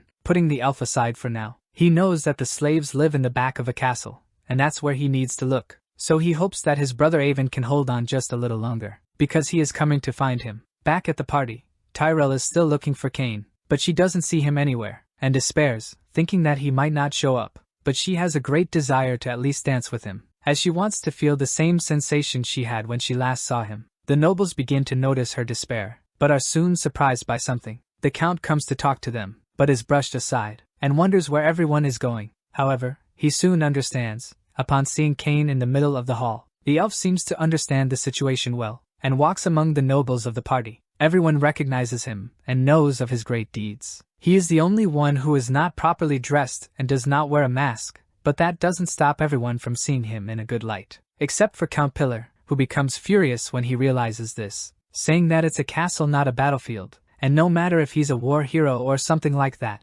everyone should respect the rules of dress and etiquette. Instead of showing up at a party in armor, Cain, upon hearing this, holds the face of his armor, and pulls it off as if it were nothing. Immediately, everyone is amazed by what they see, because underneath his armor he was wearing nothing. Even the Countess is taken aback, albeit positively. The elf takes the face of his living armor, and puts it on as if it were a mask. After doing this, an unexpected reaction occurs, because through this simple part, new clothes appear on his body. With a living organism, the armor wraps itself around Cain, covering him entirely, from head to toe. Meanwhile, Cain says it's been some time since he last saw Tyrell. She, however, is glad to see him. Then Cain kneels before her, and invites her to dance. Elsewhere, in the depths of the castle, Leto and Samuel are looking for the humans. Running down the dungeon corridors, he wonders where Avon is. He also wonders if his brother was killed just because he was blind. But at the same time, he wishes this hadn't happened. However, after running a bit, the protagonist stops for a moment, upon coming across a cage, and seeing people inside in terrible conditions. This sight leaves him shocked, and for a moment, Leto even loses strength in his legs. For the people he sees have their skin peeled off, and just imagining that his brother could have suffered the same fate leaves him feeling numb. But then, Samuel notices a presence. Someone appears and asks if the boy likes what he saw. He claims he is almost certain that he was the only one who managed to peel off a skin so well. The peeled skin is then used to make masks. The younger the person is, the softer the skin. He also asserts that the protagonist's skin is good due to his youth. Then, he tells a Cyclops named Boo to keep the boy's skin intact, while the rest will serve as his food. Soon the Cyclops finds the determination needed to capture him. While the dance is happening, Cain observes the nobles, and it seems they are doing the same, keeping their eyes attentive to him and the Countess. This makes Cain think that there are people who seem not only interested in the ball. Tyrell likes this, and claims that more aristocrats are participating in the party this year. Noticing he returned to the kingdom, he asks if that means the war has ended. Cain responds that it has not, and there are still humans remaining. However, there is another reason why he returned from the battlefield. The Countess asks what motivated him to return, and guesses she might be the reason. However, Cain says he returned only to kill Prince Romer. She does not understand and thinks it is a joke. Cain claims he is not joking, and he takes down anyone standing in his way. But she says he should not worry, as she will stay by his side. On the other side, the Count is also dancing, but in anger, he harshly grabs a lady's hand. She says she does not know what the Count has been doing all this time, as he is not even paying attention to her. She will soon look for another partner who is a gentleman. The Count becomes furious and thinks that everyone was focused on him before Cain arrived, and he does not want to let his rival be the center of attention all the time. Pillar can feel this. Everyone seems to be enjoying the ball, but they are subtly observing Cain. While aware of this, they are silently looking at Cain as if he was the star of the stage. But the Count feels his deserved spotlight has been stolen, and cannot forgive his rival for this. Across the hall, his sister is dancing with Cain. To the rhythm of the music, she gets involved, thinking that her feelings are further surfacing. Her total focus is on Cain, as they spin against each other like a whirlwind. She thinks that this is the final moment when the two merge into one, and wishes that this time was just for the two of them. In this space, even the concept of time is lost. Soon she imagines herself in the center of the universe, dancing along with her lover, as if the two of them truly were the center of attention for all the stars. Something that, at least at the party, becomes reality, as all the attendees watch the couple, until at the end of the dance, they give a standing ovation for their performance. Kane gazes closely at the Countess, and her eyes shine when she sees him, for she imagines that he is a star that she would like to reach just once. But before anything more romantic could happen, they are interrupted by the Count, who, in turn, is in armor and accompanied by guards. One of the nobles asks what the Count is doing, for it is rude to bring weapons to a party. Angry, Pillar tells him to be quiet. The ball has ended and he has an important announcement to make. He says he was just informed about a decree of the kingdom, and asks one of his men to recite it. The guard does so and reads that a knight's oath is a promise to defend the kingdom and protect the king. Breaking the oath is a grave offense because it is equal to betraying the king and the kingdom, as well as denying the albino god. Knight Kane Balstein, for the crime of murdering the king, must be sentenced to death. Tyrell asks what his brother is saying, as he does not believe that Kane killed the king. Other nobles do not believe it either, as they have not heard news of the king's death. They even think it's some kind of joke, wanting to go to the capital to check for themselves. Yet the Count yells, asserting that the king is dead. It also says that Kane is the only knight who returned from the battlefield, making him even more suspected of having killed the king. Upon hearing that, Kane realizes why he was called back, concluding that the prince's plan from the start was to kill the king and lay the blame on him. And judging from what was said, the king must indeed have died. He wonders why the prince wants to usurp a throne that would already be his eventually, saying that Romer is impatient. But he's careless, as the elves there will not believe him, precisely because of Kane, who was at the forefront and championed the superiority of the elves more than anyone else. The nobles present indeed cannot believe this and wonder why a war hero would perform such an act. However, the Count asserts that Kane would have several reasons for doing this, and now he says that he will reveal the secret of this war hero, alleging that, recently, a witch discovered a curious fact about Kane, and according to what was discovered, Balstein is a mix of elf and human, not being a pureblood. Therefore, he would be just a human wearing an elf mask. But even Kane does not believe this and wonders if he heard correctly what the Count just said. Nevertheless, Pillar says that it is time for Kane to be repaid all the humiliation he deserves, for his gravest sin was discovered today, and he will witness the end of his rival. After this, he orders that Kane be killed. Then, soldiers who were in disguise remove their fancy clothes and start attacking. Then, the other nobles ask what's happening. Kane, however, expected something like this to happen and hopes to have the opportunity, later on, to ask the Count directly about the nonsense he said. But now, he wants to enjoy what comes next. Back in the castle's dungeon, in the dark corridors, the Cyclops tries to catch the protagonist. Leto, however, does not bow his head in this situation. Despite the danger, he does not flinch. But this does not prevent him from being struck. In the middle of the fight, his fork arm reappears, but the boy is struggling to use it, as he has not yet fought an opponent like this before. The one responsible for the Cyclops is surprised that the protagonist is a curse bearer, and did not expect his arm to change. He says that he's heard that those who are cursed become very strong when they turn into monsters, but he realizes that the boy has not fully transformed. Even so, he says that he will not give the protagonist a chance to fight back, as he and his dog have no chances against his Cyclops, since it is used on the battlefield against large armies, especially this one that the creator trained from a young age. He also asserts that this guy does not judge him based solely on his appearance. He is someone who looks at his interior as well. Leto, however, can only focus on how big and strong the enemy is, so beating him won't be easy, so he tries to devise a strategy. He is not sure how to do this, but thinks he needs to get stronger like he did last time, as this is the only way. The protagonist remembers the conversation he had with Korn before they set off, when she said that he was lucky to return to normal after fully transforming. For if Kane had not helped him,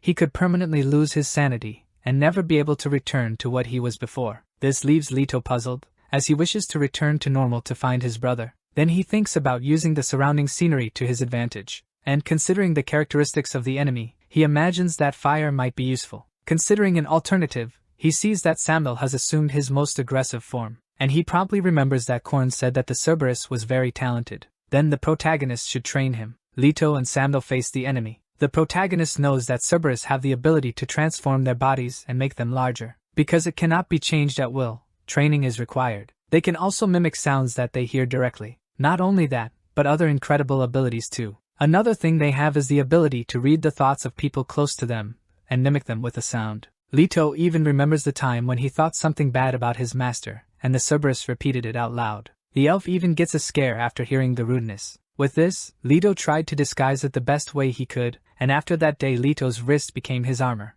Back to the fight, Leto gears up and converses with Sandal in thoughts, telling him to attack at his signal. On the other side, the boss of the Cyclops orders him to advance. He attacks, but the protagonist manages to dodge. After that, he manages to counterattack and stab the Cyclops in the legs. But he notices that he didn't pierce enough to incapacitate him, so he gives the signal for the dog to attack. And so Sandal advances towards the ogre. Leto holds the Cyclops back to prevent him from fleeing, but he realizes that his dog could be hit directly. Then he screams as if the elf was about to come. Upon hearing that scream, the Cyclops becomes frightened. Soon he shrinks, escaping the blow. However, he grows after landing. The protagonist says that his dog shrinks at the hearing of a word that reminds him of that crazy elf. He then orders Sandal to attack again, but the owner of the ogre notices that he has become the target. Soon, he attacks the dog, but Sandal manages to bite the enemy's hand, and takes the torch he was holding. Thus the enemy is left without a torch, and he panics because now he's in the dark. Not only that, but all the torches in the hallway were put out, so the enemy realizes that the boy knows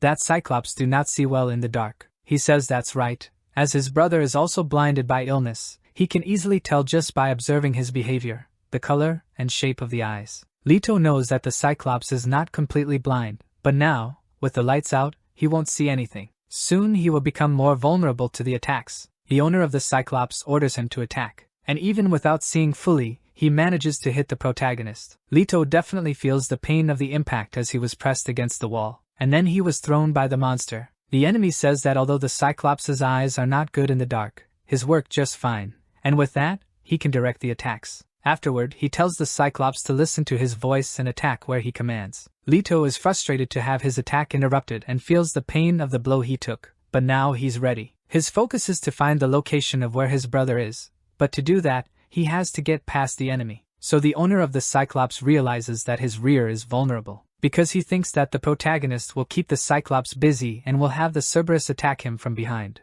"So you thought you could subdue the Cyclops by killing me?" he asks, assuring himself that he needs to stay as close as possible to the Cyclops. Leto, however, orders Sandal to act as a mimic, and says the enemies are on the right, so that's where he should go. In the meantime, the owner of the Cyclops just tells the monster to focus on his voice. Back in the banquet hall, heads are rolling, and all are cut off by Cain. The enemies advance towards him, but they are no match for a veteran war hero. With his sharp blades, he slices everyone who approaches, leaving no room for them to attack. Cain is even enjoying doing so, because the enemies don't pose a real threat to him, as he easily defeats the enemies. The others watch him and wonder what got into Count Pillar. He, in turn, orders one of his men to hold his sister, because she wants to stop Cain from being killed and claims that he is not responsible for the king's murder. But at the same time, she remembers him saying earlier that he wanted to kill the prince, and this creates confusion in her mind. In the fight, one of the remaining men becomes puzzled, because he is surprised to see his companions dead. He then decides to use another strategy. Equipped with a weapon in his sleeve, along with the others,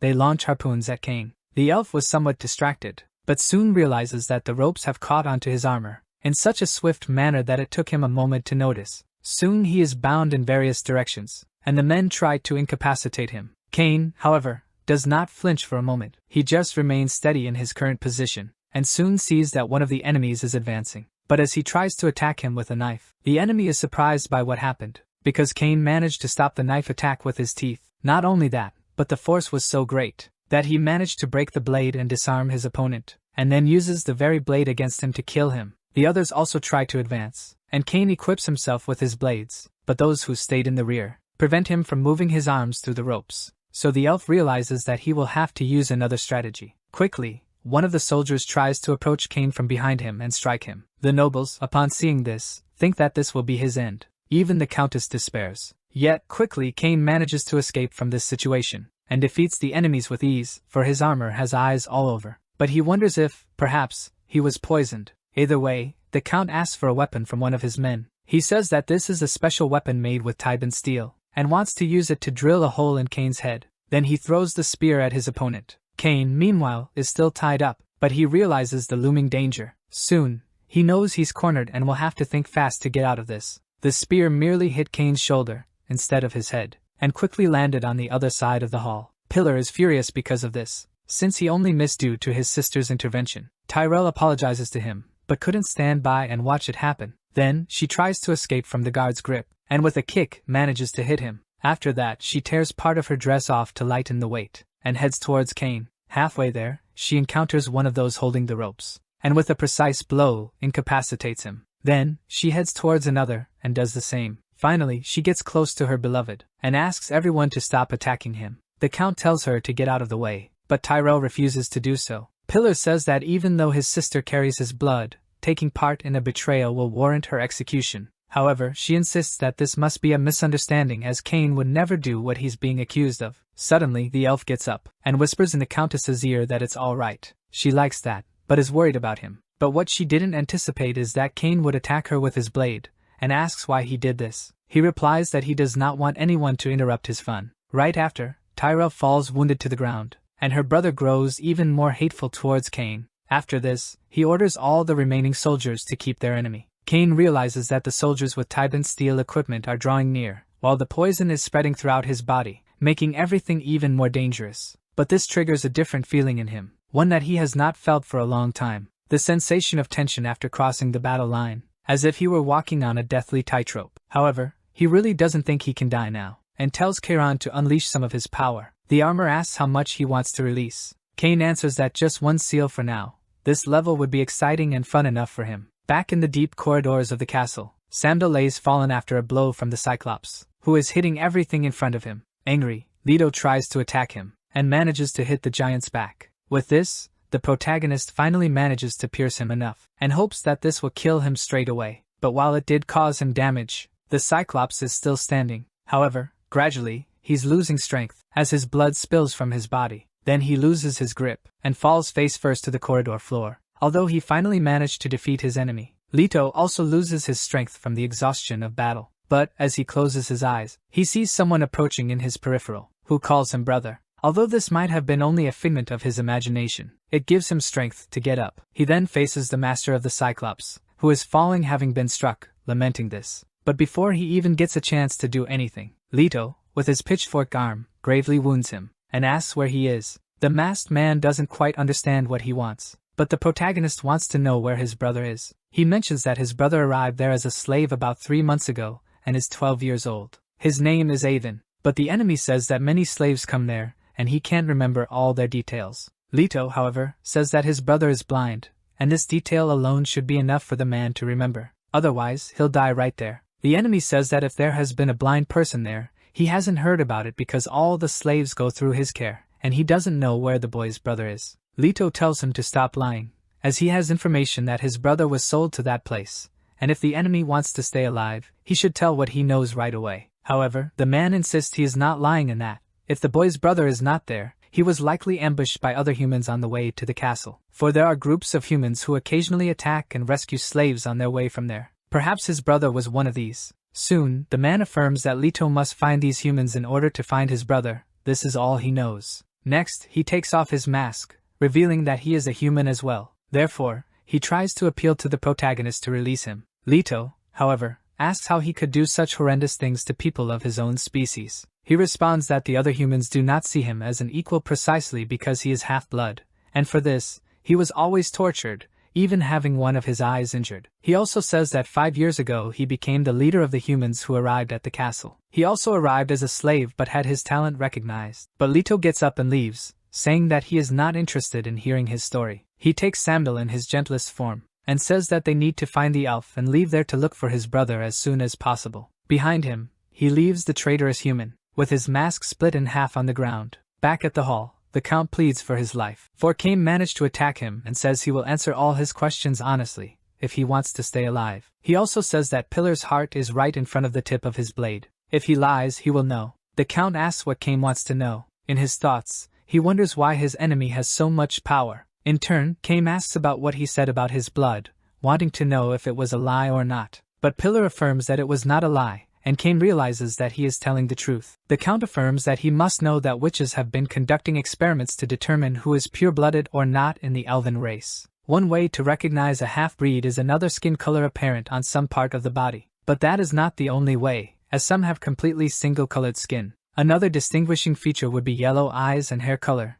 same as Kane's. In this way, Pillar claims that Kane now realizes he is half-human. Therefore warriors, aristocrats, witches and all will try to kill him. The Count also says that, in the end, he will be the boss among the elves. But this will not happen, because, in pain, Cain tears him in half, splitting Count Pillar in two. The shocking revelation left him extremely furious. Cain was seen as a star by his beloved, someone she would like to reach, but as she approaches him, what she feels is blood falling on her face, and remembers her brother calling her. She also remembers Cain attacking him, and splitting Pillar in half. In her room at the castle, she wakes up from the nightmare she had and asks how long she has been asleep. One of those present replies that she has been asleep for almost an entire day, and she also asks about her brother. He says that the Count was killed by Cain, and the funeral will take place the next day. So, she realizes that what happened was not just a nightmare. When the yellow-skinned humans are dead, they are reborn in the next life as Volks. When the green-skinned Volks are dead, they are reborn as elves. And finally, when our blue-skinned elves are dead,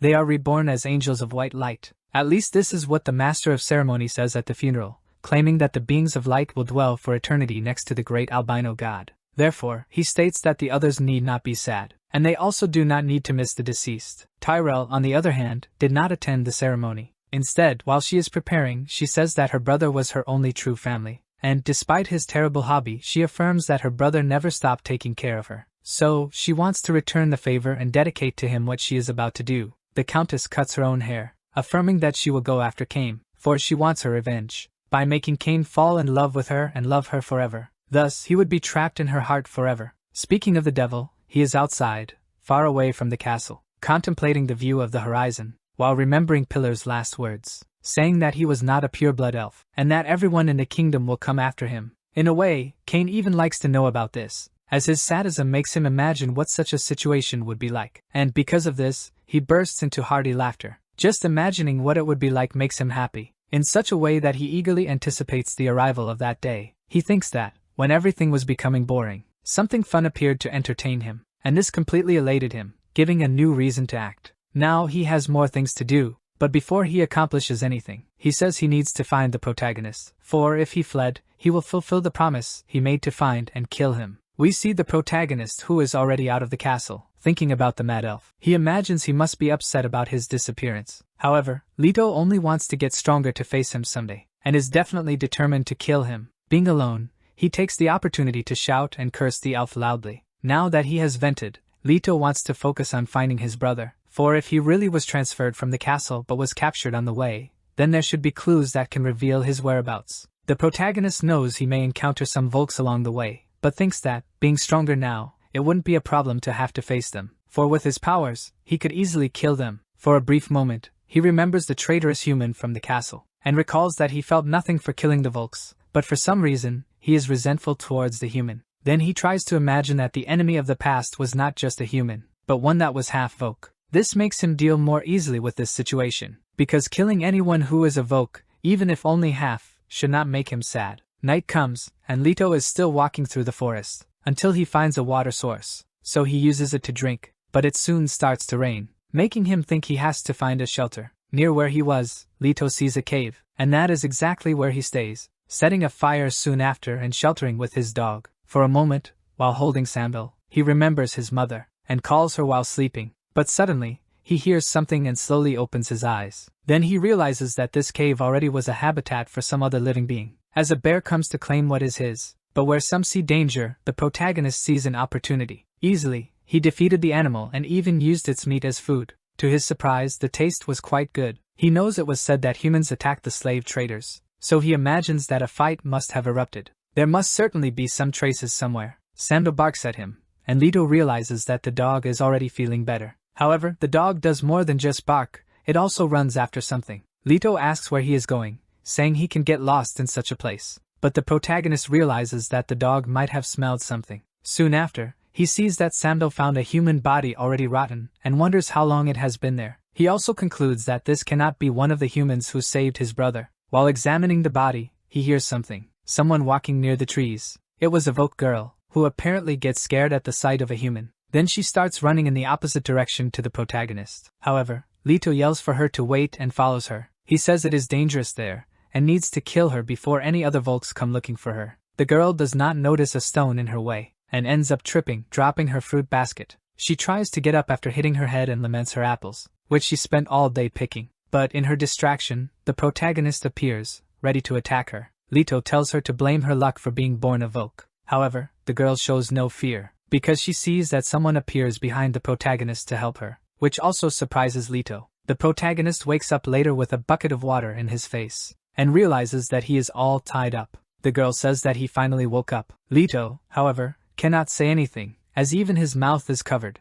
She is still scared of seeing a human so close. On the other hand, the protagonist tries to recall what happened, and remembers the big guy who stopped him from attacking the girl. He wonders if this guy would be a human hunter, and also wonders why he didn't kill him when he had the chance. Either way, he knows that he needs to escape and imagines that he can free himself using brute force. However, the big guy shows up and tells him not to do that. The girl calls him father, and he tells Leto that there's a reason for him being tied up. The girl's father says he restrained him so he wouldn't become a complete monster. Although he says he has no intentions of harming the protagonist and that he will free him, his daughter says that he is cursed and wonders what will happen if he transforms. But the father says that he was not sure before, but now he knows that he is not a monster, for he can control his abilities, unlike a common cursed one. And by the way, he also says that the dog is fine. This makes Leto wonder what these people want, wishing to kill them as soon as he is freed. However, in the background, he sees a silhouette of someone who is looking for the girl, saying that they cannot walk up to her. Upon seeing this person and by the voice, the protagonist immediately recognizes his brother. Alvin, in turn, also recognizes Leto's voice, so the protagonist runs to his brother and gives him a tight hug. They both cannot believe they have found each other again. However, their reunion is moving even for the Volks, because the girl's father realizes that this encounter did not occur by mere chance. 2 months ago, some slave traders were debating whether or not they would make money selling a blind boy. One of them says that this does not concern him because if they sell him to the Siren Castle, they will earn up to 3 times the price, as they need the skins. However, they end up falling into an ambush. The humans were many, and they considered fleeing and pushing the slaves off the cliff. And so, Alvin says he lost consciousness, and when he regained his senses, these people had already saved him, and he stayed with them ever since. The family's mother serves food to everyone and tells Alvin to be careful because it's hot. She serves the protagonist too, but realizes that Leto is not comfortable there. She freezes for a moment. However, she still treats him kindly. The father tells Leto to at least try it, arguing that it is better than barley porridge. Leto stares at the served food and wonders what it is. The girl notices his hesitation and asks if he thinks it is poisoned, saying that he is not very insightful. Even his brother insists that he try the food. The protagonist has doubts and wonders what is happening there, because he is sitting at the table with Volks and they are even sharing a meal. This makes him think he is doing something wrong. In any case, he participates in the meal. But at nightfall, he goes to his brother and asks him to silently follow. Even though Alvin does not want to leave, the protagonist argues that these people are Volks, the same kind as those who attack villages. Leto affirms that they can't know when they will turn against them and attack. However, Alvin says this is not true. He resists, but his brother insists for him to get up, because they cannot stay there. But Alvin does not want to leave. He says he is scared and affirms that he cannot see anything and that his brother was not with him all the time, and did not witness what these people did for him, because Alvin claims that this family helped him and took care of him all this time. After this, the family's father appears and says that it is hard for the boy to run around, because his bones are not yet strong, and he needs a few more weeks to recover. He also says that Alvin is free to go whenever he wants, but it would be better for him to say goodbye before leaving forever. The protagonist asks the man what the reason for his generosity is, because normally Volks would not help someone like his brother. He agrees that he is a Volk, and says the protagonist and his brother are humans. However, he doesn't care about this difference. Elsewhere, under the starlight, some humans walk down a road, until one of them asks if it is okay to go west because of the battlefield. The leader says the east is inhabited by humans, because the elves have taken over the entire region and impose rules. Therefore, the humans there die or end up becoming slaves. So the west would be their only option, because there is at least a remnant human army. But in this distraction, the child is the only one to notice something, and tells his mother that there are 2 moons in the sky. However, the mother realizes that danger is near, because the leader died in the blink of an eye, and the others didn't even see where the attack came from. But when they look at the water of a river, they notice an unusual movement. Soon, what seems to be a pair of glowing eyes leaves everyone properly scared of the imminent danger. Then, realizing that the danger is in the water, they try to run. Thus, they do, attempting to escape however possible. But what they didn't expect is that the enemy is also fast. Some offer to stay and fight the threat, to buy time for the others to escape. However, even they cannot escape death. For, with a scythe, the killer who once pursued Cain is now hunting these humans and defeating them without difficulty. None of them stand a chance of escaping, and so they try to beg for their lives. But even children are not spared. After defeating all the humans, the killer returns to the water, and after a rest he submerges. He emerges from the pond he calls home, and dries his living armor. After this, he removes his mask, exposing his face to the open air, revealing himself to be another one of the elves. Someone approaches and says that Cain is still alive. Lady Bathory shows up to warn the scythe wielder that Cain is a dangerous elf. Thereupon, they need to deal with him as swiftly as possible, and the lady even offers the help of other assassins. However, the scythe killer states that he will kill Cain alone and asks her not to interfere. Lady Bathory argues that it would only make sense if he was to beat him with his own strength. Thus, he could at least cleanse himself somewhat of the sin of his blood mixed with human blood. She also mentions that the king has died and Prince Romer will soon be crowned, but he is foolish and cowardly, so exploiting him will be easy. Hence, when Romer becomes king, she will be a great asset in locating him, and his wish will be fulfilled correctly. In Tenderloin, the capital city of the Elven Kingdom, the prince remembers the conversation he had with the king, where the father is surprised that a human was able to injure his eye. He claims he sent Romer to Cam, near the battlefield, to make him more resilient, but still, he remains unchanged. Moreover, the king asserts he never imagined his son conspiring with a witch like Bathory, for he always warned him about this kind. He also mentions that the prince doesn't quite grasp how dangerous this situation is. Lastly, he tells his son to return to the battlefield and seek help from the remaining knights, and to keep watch over the albino's palace, for when he dies, it is Romer who will take charge of everything. Thus, the king lays down. Back in the present, his body remains in the coffin. The prince says his final goodbye to his father, and tells the servants they can close the coffin. Shortly thereafter, the master of ceremonies, before the vast nobility of the kingdom, crowns Romer as the new king.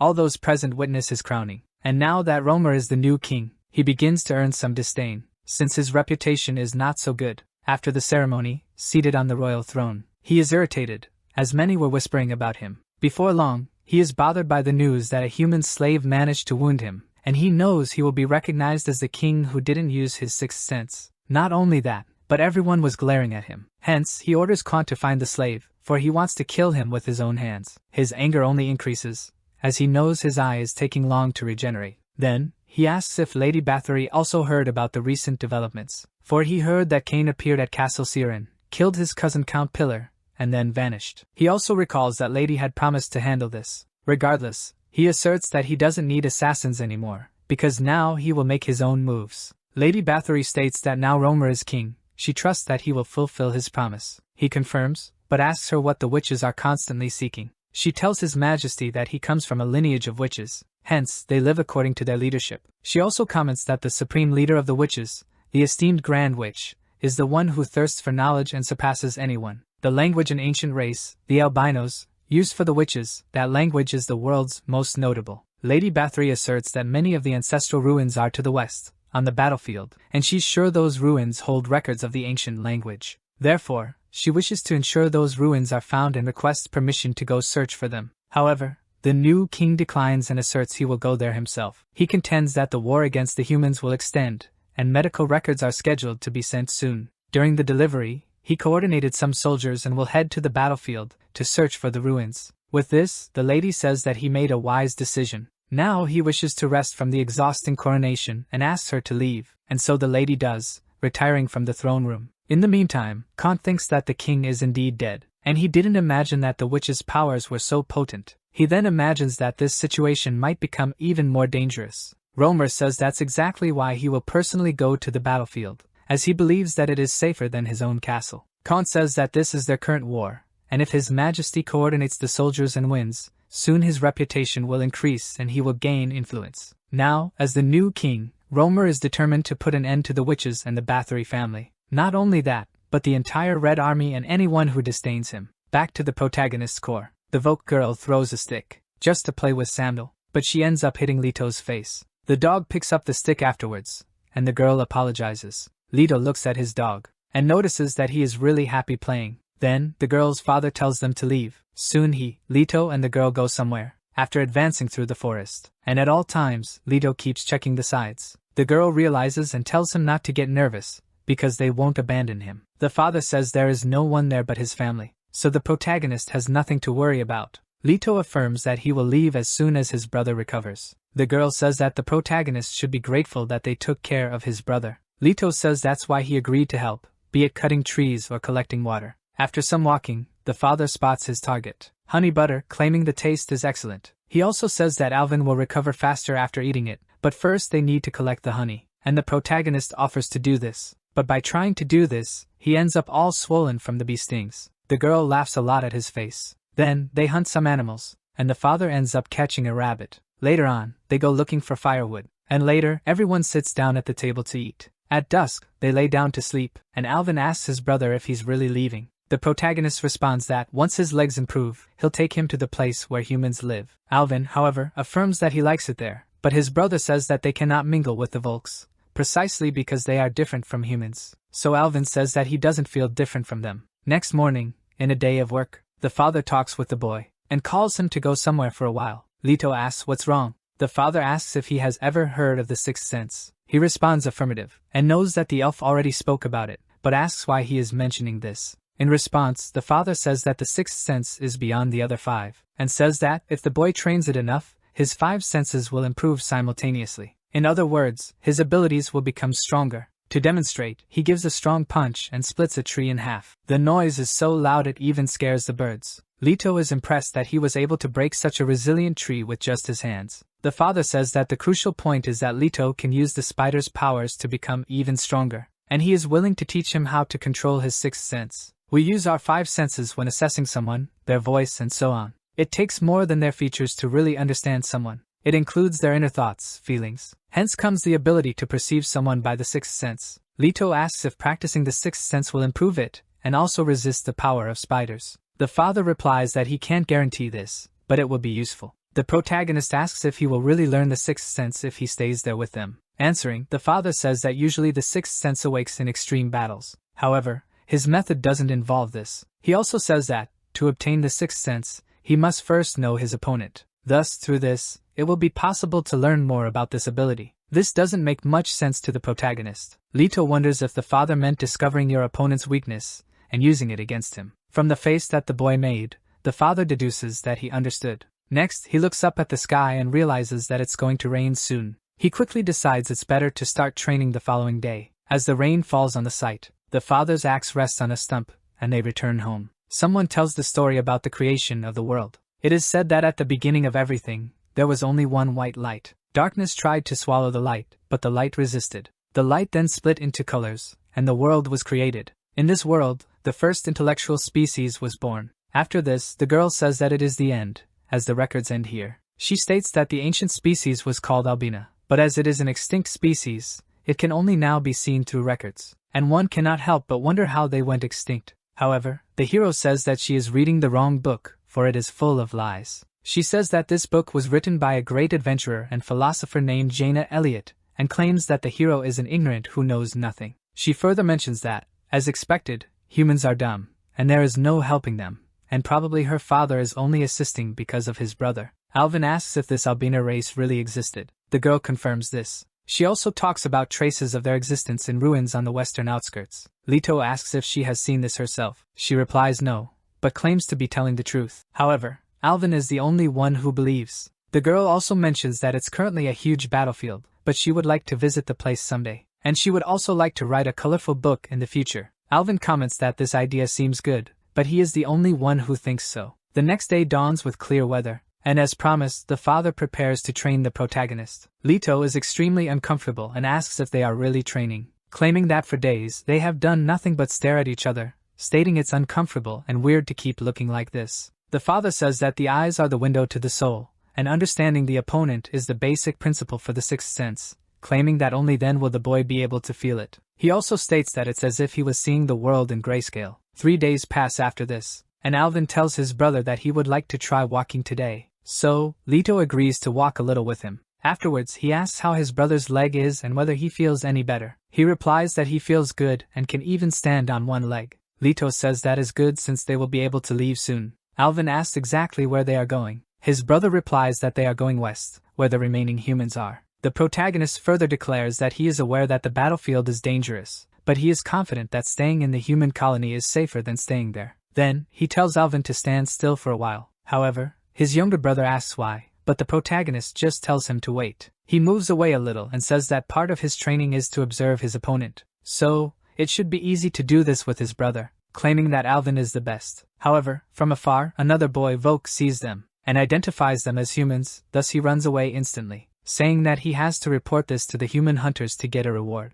But it doesn't take long for the protagonist to catch him. As soon as he was captured, the boy gets scared seeing the protagonist's arm and promises that he will not tell anyone about what he saw. Alvin asks his brother if everything is okay and if there is anyone else there. However, Leto just tells him to back off, claiming that it is a dangerous folk and he needs space to kill him. However, Alvin tells him not to do that. The protagonist's anger is so great that he ignores his younger brother. However, before he could do anything, the girl Volk from before appears, and stops him from killing the younger one. Then, she wonders if the protagonist is crazy. After this, they return home, and all sit together at the table. The mother asks how the Volk boy got so close to them. The father is unsure, but says that the child was probably just looking for food. Their daughter, however, says that the protagonist was planning to kill him and states that the boy is probably the same age as her younger brother, calling him crazy. Leto, however, says that if the child told what he saw to others, he and his brother would be in danger, blaming the girl for losing sight of him. The girl says she only did that to save the boy from death, but Leto insists he would do anything to survive, even if it meant killing elves or Volks. The girl quickly remarks that it was pointless for her father to have saved him, and hopes that the protagonist will encounter an elf and die. The mother apologizes for what her daughter said,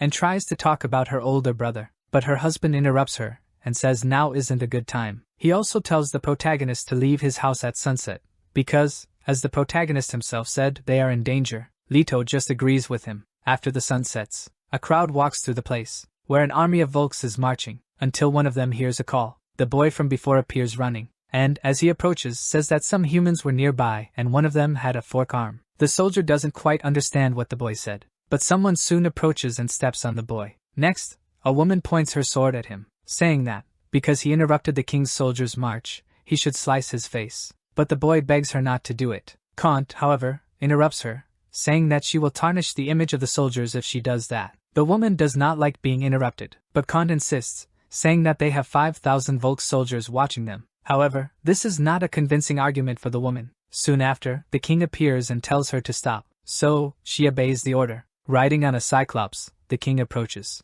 telling the boy to repeat what he said, because he heard him say something about a human with a fork. Outside the Volk family's house, they say goodbye to Alvin, telling him he has plenty of food with him, and ask if he can walk. The boy answers yes. The daughter, very sad about his departure, says she will make sure to include him, the dog, and even her crazy brother in her book. The father says that, if the protagonist goes west, he can use the mountains if possible, even if he has to go around. But before they can leave, the king's soldiers appear, and confront the two humans, wondering why two humans are together. One of them looks at the protagonist, and says he is the target they are looking for, the guy who has a fork attached to his arm. Another soldier tells them to alert the king that they have found the fugitive. He tells the spectators that they look like Volks who have helped humans, and asks them to prove the contrary, not with words but with actions. So he orders the father to grab an axe and attack the humans. If he doesn't do it, he and his whole family will die. The woman is worried about this situation, but the father doesn't hesitate to grab the axe, and throws the weapon in the boy's direction. But the axe doesn't hit them, and goes in between them, aiming at the soldier's beast. Soon the soldier realizes that the father did not obey his order. Then he is attacked by the man, who, despite being unarmed, fights them, to protect his family from the invaders. The soldiers don't stand a chance against him, for the father proves to be much stronger than them, even fighting armed guards. Then, he tells the protagonist to run as fast as possible, because more soldiers will be showing up. However, the protagonist notices someone approaching and warns him to be careful. But the man has distracted himself enough to be attacked by the elf woman from before. She says the Volk man is lucky that he didn't die from her attack. Or maybe he has something more to him. The father realizes the woman is a knight, and one glance at her armor is enough to know she must be strong. Quickly, he tells his daughter this is an emergency, and she knows what to do. The girl hesitates, but agrees with her father's direction. Next, she grabs her mother and tells the boys to follow them if they want to survive. The knight says the humans will die anyway, because Romer is approaching with more soldiers. She calls him a damn foolish king for getting stabbed by that boy who just left.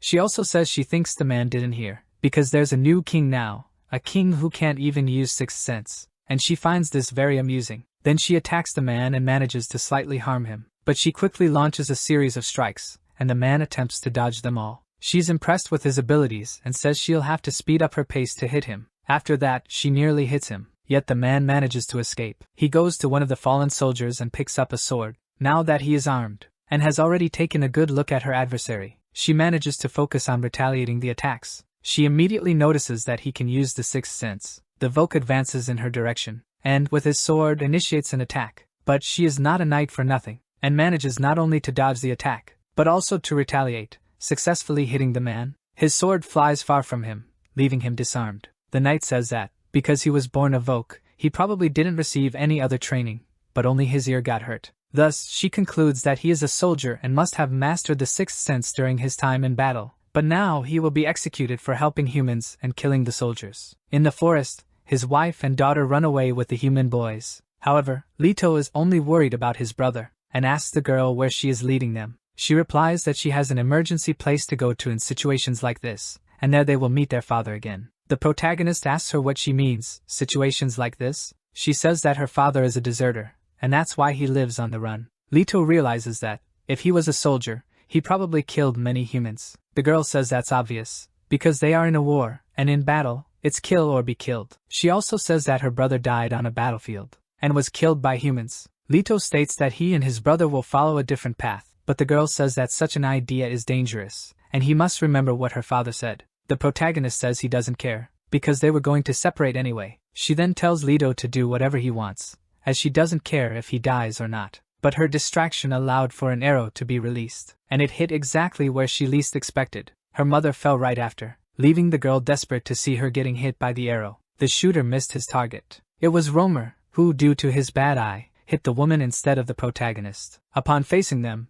he says that he finally found him, and is there to have his revenge. Next, the king orders them to capture the runaway slave alive and kill everyone else. All the soldiers accompanying him advance. The protagonist tells his brother to step back while he takes care of it. Soon, he advances towards the soldiers. With his forked arm, he strikes the enemies with a certain ease. However, due to his lack of combat experience, he doesn't know how to defend himself properly, and that's why his guard is broken by one of the soldiers, who prepares to strike him next. But Sambil doesn't let his friend get hit, and bites the enemy's nose. Yet, he grows next, biting the entire head of the soldier. Soon, he realizes that his end has come, and then the Cerberus crushes his head with a brutal bite. On the other hand, the girl mourns for her mother, and cries seeing that she didn't survive. With that, she becomes furious, and rises going toward the enemies. Her sadness turns into anger, and all she has to use is a stone. But she has a lot of strength, as with just that she managed to hit one of the guards, who fell far after being hit. The others don't understand how she did it. Even Kant is surprised to see what she did, and one of the other elves says it's the sixth sense. He says he's heard that the sixth sense rarely appears outside of a battlefield, but a Volk who lives in the middle of nowhere can use such a skill, becoming a rare case alive. And also says there are cases where elves don't master the sixth sense, which annoys the king when he hears it. Either way, the elf says he will find the fugitive and sarcastically asks the great king to keep an eye on him. The king's bodyguard calls this elf insolent, and it seems that the king somehow agrees with it, even if he doesn't want to admit it in front of Kant. All that's left for the king to do is to watch the battle unfold. From above, he sees that the protagonist is putting up resistance, accompanied by his loyal squire Samdal. But Romer sees something else that makes him smile. The Volk girl entered the battle, and is giving the soldiers a hard time. However, what she didn't expect is that an elf knight would join the fight. He is fast and carries out several attacks with his sword, until there comes a moment when she is cornered and the enemy's sword strikes a rock. Immediately, she picks up a piece that fell off, and hits his head hard. The elf composes himself after that, and is furious for having been hit in this way. Upon facing the protagonist, some guards are frightened, for they realize he is a cursed one with powers obtained through a spider. Regardless, they rally and attack all at once. Witnessing this, the protagonist realizes their numbers and imagines that he would need more power to face them alone. He does not care if he ends up transforming into a full monster again, as long as it serves to protect his brother and kill all his enemies. But when he looks at Alvin, he realizes he was hit by an arrow. The boy, because of his conditions, didn't even see where it came from. He just feels pain. But before anything could be done, he is hit again, and the protagonist witnesses everything closely. Romer says he made a mistake again as he didn't plan to kill him, claiming it's because of his eye again. Leto still cannot believe what he saw. He remembers that Alvin said the Volk family that helped him were good people and that his brother should not hate them. However, at the time, Leto said all Volks were the same, and maybe his brother forgot, but he affirms that it was Volks who destroyed their village and killed their parents. To Leto, blue or green people are all bad, and he has to kill them all. This makes something awaken within him. The power of the curse begins to take over him, to the point where the protagonist is not even sure what is happening, because all he can think about is that he has to kill them all. The soldiers advance towards him, but along the way, they notice something different. Those who were in front didn't even stand a chance, and the others also died immediately, making the rest retreat out of fear. The elf who cornered the girl says that for a Vogue girl, she is good at attacking, but he affirms that everything has a limit, and she crossed all of them. But before doing anything, he looks to the side and sees a monster approaching. However, that was the last thing he saw before he died, because soon after, he was split in two, and even managed to see his body separated from his head. The king realizes that the protagonist is easily eliminating his soldiers. His bodyguard asserts that he has completely transformed into a cursed one. Romer is startled when he notices him approaching, but Kant says he has dealt with cursed ones before, and there is nothing to worry about. After that, the Cyclops who was at their rear is hit square on by the protagonist. Both fail to notice because it happened so fast. But when they look at the fallen monster, they realize a more dangerous monster is close to them. He removes his claws from the fallen giant, and in an unrecognizable way, he imposes himself upon his enemies. Clad in metallic armor, made through the skills obtained by the curse, the protagonist, in monster form, faces his enemies, and in a notably swift manner, he advances towards them. Kant defends the king while he flees. Even with immense strength, the protagonist still hasn't managed to strike him, because the guard puts his experience to the test, and throws his adversary and tries to attack him. However, Leto is faster now than before. Upon seeing the protagonist in front of him, Kant questions if this is the right arm. He says he is referring to the exoskeleton of the cursed ones, as not all parts are durable, stating that the farther from the toughest part, the softer it will be. Therefore, the most resilient part of the boy is his right arm. So, if he attacks the other parts, he may be able to wound him. The king then orders him not to think too much, and just act, stating that as a king he can't occupy himself with such trivialities. However, already exhausted, Kant shouts calling them cowards. The king can't believe he said that, but he realizes that the guard wasn't talking to him but to the other soldiers. Kant tells them not to just stand there watching. He also tells them to aim for the head or arms, and that the interior is as fragile as any human. After his words, everyone advances towards the protagonist. As the rain falls, he waits. But he doesn't just stand waiting to be attacked, because, in the darkness of the night, he paints the ground with the red blood of his enemies, and through the light emitted by thunder, Leto moves and ends those who fight against him, because his speed is as fast as lightning. Kant notices this and is surprised, but his combat experience allows him to fight equally with the protagonist. After Leto is struck on the right side, his armor exposes his interior, because it cracked right where it was hit. Kant realizes he was right. Given the protagonist's speed, it makes it difficult to hit him, but his wounds heal quickly and he knows he needs to act fast. But he did not expect what was coming, for Leto managed to hit him straight on. Yet, by being closer to his target, he tries to take this chance. He notices that this is bone steel. In terms of durability it's stronger than others, and of course it can be heavy. Therefore, he asserts that the protagonist cannot stab him with his fork. Yet, he is not left vulnerable to blows, and takes a punch that he feels despite wearing armor. Kant wonders how this is possible, for he thought monsters were all the same in the end and it should not be possible for them to damage his armor. The protagonist, however, is not caring about what he is saying. Far from there, under the rain, the father walks through the forest, but his strengths are already gone, and he falls. This leaves him vulnerable to the enemy. The oak nymph, surprised that he had held on for so long, says there must have been many guys like him on the battlefield, asserting that had she stayed in a place like this, she would have learned a lot. To them, from the Pullfork race, strength is power. Both she and the man have become stronger, in order to lead their species. Then, she hears a noise and asks who is there. She realizes it's someone with a murderous look, and she can tell this even without a sixth sense. The person on the other side states that the nymph should leave that man to him, for he wishes to ask the man about some things. Getting closer, the elf realizes this is a Vogue woman. She remarks that the woman speaks arrogantly, and cannot see anything because of her eyes. A man behind the Vogue comments that, judging by the armor, the elf must be of the Pullfork race. She tries to recognize him from a distance. The man introduces himself as Vlad, one of a rare species. He tells Yara that, as expected, she was aware, and he thought he had escaped her senses, which led him to conclude she must have sharpened her directional skills. Yara asks if, according to Kane, he does not have things to do. Vlad replies it's been 2 months since the last time he saw him. Thinking about his golden blonde hair, and his black lips, like staring at a face during a lunar eclipse, sends shivers down his spine. Then, Vlad goes to the Vogue and calls him a traitor. claiming he left the battlefield oblivious to the mercy Cain showed him. Cain may have only taken his left ear and forgiven him, but he wants to tear him apart and kill him, since he is dying anyway. The woman questions what Vlad is doing there. He was forbidden from stepping down on this land, being of Volk blood, yet him being spared and exiled suggests he was probably one of the knights. Vlad states he is only there to find Cain, and asks her not to try to stop him, and to leave, before he tears her apart. The elf grasps that he really has the power to do so. After all, he was one of the legendary knights. Thus, she mentions she has had enough fun and leaves, knowing she is not strong enough to face him. Before leaving, she says she'll head to the battlefield, so they may meet again. Watching her leave makes Vlad think that, even if the elf is the daughter of the Spoon King, she could be stronger than he was at her age. Yet, setting that aside, he asks the Volk where is Cain. He answers that he heard Cain left the battlefield and went to live in the mountains. But Vlad does not believe this and assures he can smell the lie from a distance. He also says that if the man lies again, he will cut him into pieces.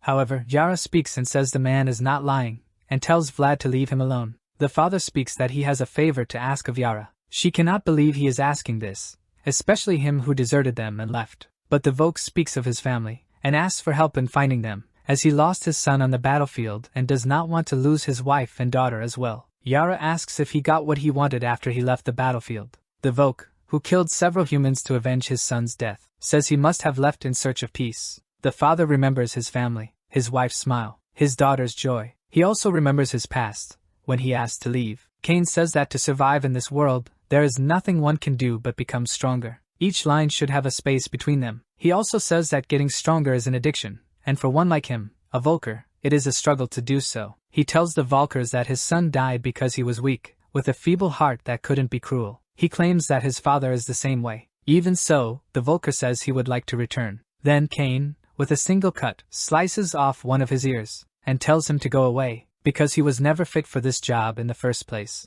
After seeing the protagonist defeat some soldiers, Kant realizes that he is much stronger than he imagined. So he suggests to the king that they retreat, asserting that he's been having a bad premonition since yesterday, and says they should return to the camp and come back with more soldiers. However, Romer doesn't like the idea, stating that he will gouge out the protagonist's eye with his bare hands and that he will not retreat now, for if he does, he'll become even more of a laughingstock. However, Khan asks if Romer will help in the fight, for as a king, he should demonstrate his strength to others. Then Romer starts to make excuses, saying that he isn't feeling well, and that his eye has not yet fully recovered. Thus, he's the first to run away, abandoning the fight. The protagonist seems to want to chase them, but the Volker girl calls him, telling him to get back to normal, or he could risk permanently staying in his current state. But he doesn't heed her words as he is focused on his target. Next, he starts rushing towards the enemies, leaving the girl and his brother behind. Romer realizes they are being followed, and can't believe the protagonist has chased after them, so he orders Kant to do something.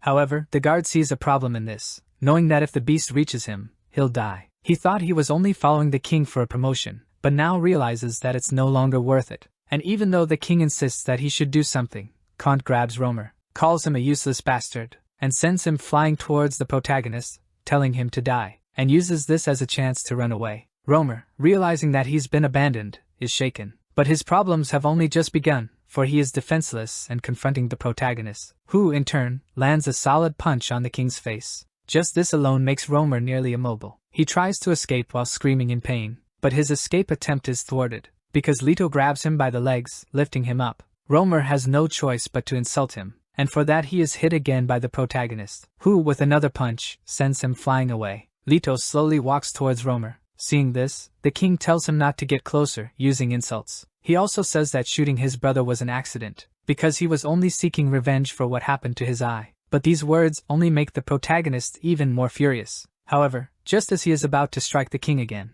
the girl hits him with a rock, and he's a bit confused, but she tells Leto to recover his senses. However, his current condition prevents him from fully comprehending, because he lunges at the girl, and she says that she hadn't intended for this, because she had read about it and practiced, now intending to convince him to return to his normal state. But at this moment, Vlad appears and tells her not to be reckless, stating that it may seem effective, but it's not enough. He also says that he will show the protagonist about how the world is gray. From the protagonist's perspective, he is completely overtaken by the power of the spider, desiring the death of all blues and greens. But he hears Vlad say that he seems to be enjoying this. Leto sees the vampiric elf standing next to the girl, and wonders what is happening. The girl is also confused as everything in the space has turned gray, reminding her of something she read in Jaina Elliott's book. Vlad says that this is telepathy, triggered by his sixth sense, an advanced ability, and that it can infiltrate and destroy the enemy's mind in this space, saying this is the easiest way to defeat monsters like the protagonist. Next, Vlad begins to transform,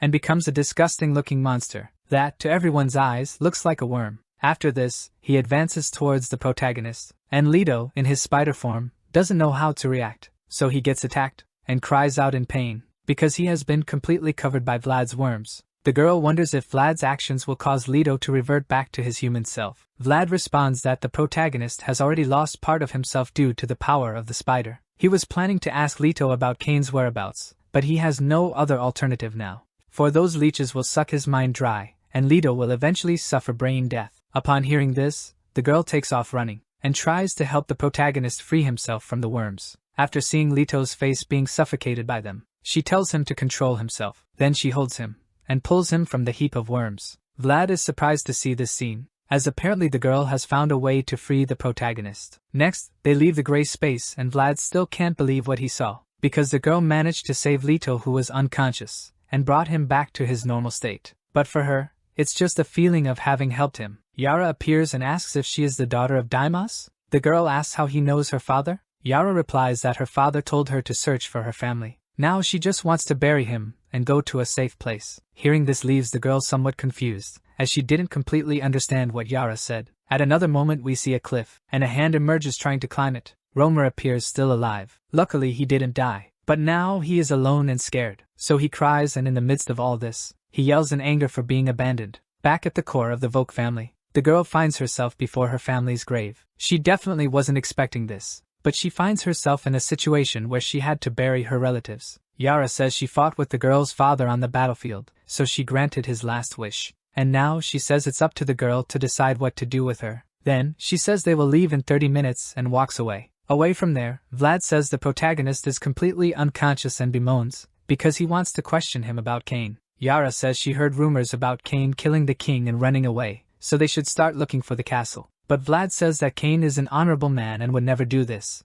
so there must be another explanation. He also claims that he will go after whoever tarnished Kane's image. Next, he tries in every possible way to make the protagonist wake up, because he claims to smell Kane on him, so Leto will know something. But before he tries to do something, Samuel steps in to defend his companion. Vlad asks if Yara eats dog meat. She replies that she doesn't, so Vlad says he will shut the dog's mouth. But the Cerberus doesn't bow his head to him, so this leaves the vampiric elf in doubt. Yara also doesn't understand very well, because the Cerberus begins to repeat what he heard, as he usually does. The voice coming from him seems to be familiar to Yara. On the other hand, Korn is controlling Samuel through a device. She says that through the sixth sense she is controlling the dog's brain. That leaves Yara amazed at seeing telepathy being used in this way. Vlad grabs the Cerberus and asks if Korn knows about Kane, alleging that he left the battlefield and went west alone. He could be in danger, but Korn says that Kane is right next to her. So Vlad asks where she is and wants to hear at least Kane's voice, because he does not believe this is possible, as he is the only one connected to Kane. Korn asks if there's any chance they are with the boy, and she sees that Leto is right there. Vlad says he was about to kill him, as he now is useless. However, Korn says he can't do that. She asserts that Kane wants him alive, no matter what, and tells Vlad to just cut off Leto's right arm. He asks why, and Korn reveals it's a punishment for him running away from Kane. Then Vlad realizes that the two indeed had a connection, so he holds the protagonist's arm, and promptly does as asked. After that, Vlad says the boy fainted again after screaming, and because of the spider's power, he is already recovering. Korn says she can perceive that. Next, she tells them to decide where they are going to meet. Vlad carries the still unconscious protagonist, and a new arm is already growing in Leto. Soon Vlad realizes this, and says it's fascinating. He is recovering faster than an elf. Yara asks why the girl decided to go with them. Because they are going back to the battlefield, a place that those who hate fighting don't want to be. But she says that if the girl is under Kane's protection, she will survive, but the opposite happens if she does not adapt. The girl says that when she was younger, her father and older brother were called to the battlefield. Soon, she lost her brother there. They said that her father had killed humans while blind with rage, but one day, he regained his conscience, and asked to return home. After that, he began to secretly aid humans. She claims that her father hid and protected them, but in the end, he died because of humans, and even now, she still can't understand her father, saying that it's because of humans that things ended up this way. so she plans to follow in her father's footsteps to better understand him. Yara says that when she's in the battlefield, she'll feel it, but she's saying this as she senses the girl waiting for something grand. However, she maintains that this world is hell, having turned even her father and brother into cruel people. That's why they died. Vlad interrupts the conversation, announcing that they've arrived. Soon, the group encounters a giant crab. The crab moves near them, and in front of them, a door opens. The group realizes that this is an entrance revealing itself, and from there, the one they had been expecting comes out. Vlad's eyes light up at the sight, for Kane is before him, and he, accompanied by Yara, kneels. Kane only responds with a satisfied smile. Vlad expresses his relief for Kane being safe and says he ran all the way there for him. Kane questions if Vlad didn't have duties in the West and perceives that he led them all here. However, Vlad replies that he was worried about Kane, as he had heard ill things spoken about him, like his having killed the king. Kane tells him to forget about it, and he's forgiven for his disobedience. Vlad is radiant at hearing this, thanking Kane for his mercy. Next, Yara introduces Daima's daughter to Kane, and says that if he permits, she'd like to care for and train the girl. The girl sees Kane and recognizes that he is the man her father followed on the battlefield. Kane only tells her to keep an eye on her. Then, Sando begins to lick Leto, and little by little, he regains his consciousness. Kane states that he warned him he'd kill him if he fled. Soon after, the protagonist comes face to face with the elf, who looks at him with a terrifying stare. The Vogue girl is shocked at what she sees, as Kane preps his armor for something. Yara, though, tells her not to worry, as he won't kill Leto. His arm regrows after being cut off, so he will just be punished for fleeing. Thereafter, they mounted the crab house and headed west. On the way to the battlefield, an ambush was set up for them. Harpoons were launched at the crab, and it was restrained from different angles, to the point of it being trapped in the middle of the road. Vlad tells Kane to stay inside, promising he'll handle everything. Soon, the elf-turned-vampire dashes into the attack, and fights some Volks who restrained them, even getting a taste of some of their blood. In response, Yara also engages in the fight. She notices Vlad's distraction, and aids him in defeating their enemies. Yara uses her long hair as a weapon, as it ends in a blade. Kane says his body will harden and rust if he stays idle, so he wants to join in the fun. However, by the time he arrives, the fight has already ended. Vlad comments that Yara has grown stronger during that time, and Kane is frustrated that nothing was left for him. After this, Yara speaks to the girl, asking if she is always writing, to which she replies that she only writes what she sees, as she pens a book about her experiences, just like Jaina Elliott. Yara is surprised to hear this name, and the girl asks if she knows her. Korn states it's no wonder the girl knows nothing of fights, claiming that she's even more stoic than those Bathory assassins. Anyway, Korn says she finds her intriguing, thought everyone was ignorant and illiterate, but this girl is even writing a book. She also adds that Jaina Elliott is an extraordinary person and a great inspiration to all witches. Even if their gender or appearance is unknown since it's been 100 years since their time, Korn is certain they're elven. Kane, after chopping off Leto's arm again, states it's the third time, and asks how it feels, asserting that he never gets used to the pain, so it feels new every time. Also tell him to remember that, if he tries to escape again, he must be the one to endure the pain. Along the path of a mountain range, Leto's arm was cut about 5 times. There comes a point when they stop, and Korn says that's enough for her. Kane asks why she doesn't go on, saying she was ousted anyway since she doesn't have skills, yet the girl insists this was not the reason. She also says she still is a witch, and setting foot in the West is still illegal. Not only that, but she claims she also has other things to attend to and look for. Before leaving, she states she will use Cerberus to contact Kane if need be. T-Bone Mountain, often referred to as the albino goddess's spine, is comprised of the highest mountains in Albania. With slopes so steep they reach the clouds, it's an impossible mountain to climb. T-Bone Mountain lies in the center, and Albania is divided into west and east. In an area along the ridge, there's a place called Broken Bone. It's said you can cross between the west and the east there. There's a castle built by humans there, but it currently is in the possession of the elves. Vlad says it's now owned by the Pulfork family. Going there is risky, as Lord Kane was falsely accused of killing the king. He calls them Pulfork bastards, stating they're occupying what should be his castle. Regardless, they would cross the mountains, even though they cannot climb them. Another entryway is here, and he points out the entrance to a cave. The grey rocky mountains were dotted with large and small holes. Some of these holes fused into a passage, and the girl takes note of it all. Vlad asks the girl if she ever thought about writing a book about Kane, a story about his greatness and excellence. She says yes, but in her thoughts she says no. Back to Kane and Leto. The protagonist extends his arms, and the elf asks what he is doing. Leto says he may take whatever he wants. However, in exchange, he must teach him about the sixth sense, as he wishes to become stronger. And he also wants to become a demon. Kane, however, refuses, stating that Keiron is satisfied and is going to gradually teach him about the sixth sense. Seeing the expression in Leto's eyes, Kane concludes that he will achieve his goals soon, if it has not already been achieved. Vlad dislikes this, how Lord Kane has taken in a child. And he doesn't like that he is taking all of Lord Kane's attention. Lord Kane is truly unique, a perfect existence, and this kid is tainting his image. The fact that Lord Kane is caring for him bothers him quite a bit. In the meantime, the group travels through a cave. Leto thinks he must kill them all, not only the blue-skinned ones, but the green-skinned ones too. In the midst of it, he locks eyes with the Voke girl. The protagonist tries to keep a straight face, but quickly looks away again. The girl is also uneasy, for she believes her family was killed because of Leto. They kept walking in the darkness, could care less about time. They started to see a purple light ahead. Breaking out of the cave, they saw a new sight, a purple sky, gray rocks of odd shapes, a desert, fear, and curiosity. This was the West, the place where Jaina Elliot's tales began. From the top of a rock, someone recognized Kane. It was the character who appeared before, and upon seeing Kane, states that it's a great pleasure to see him again. Even her friend's rat shows up at this time, with a giant golden spoon. Rocks are being hurled towards a castle, which, by the way, is quite rundown, which the rock hits squarely. The shooter says this is the last, and asks an ogre to assist him. With the stone already equipped, he makes the final throw. Several Voke soldiers watch this. The rock flies over them, and hits the castle again. But this time, the impact is bigger, and a part of the structure falls. Given this opening, the elf knight orders the soldiers to advance, and says they must annihilate all humans and cannot leave any alive. In droves, the Voke army heads toward the castle. A human orders that everyone on the fallen side of the castle keep firing at the enemy, as they can't let them in. The battle intensifies between the armies. From a distance, the elf commander thinks that if the Voke army is withdrawn, the humans will quickly recover the castle. He understands that numbers are numbers but wonders where they are coming from. Next, someone approaches, calling for Duke Spoon,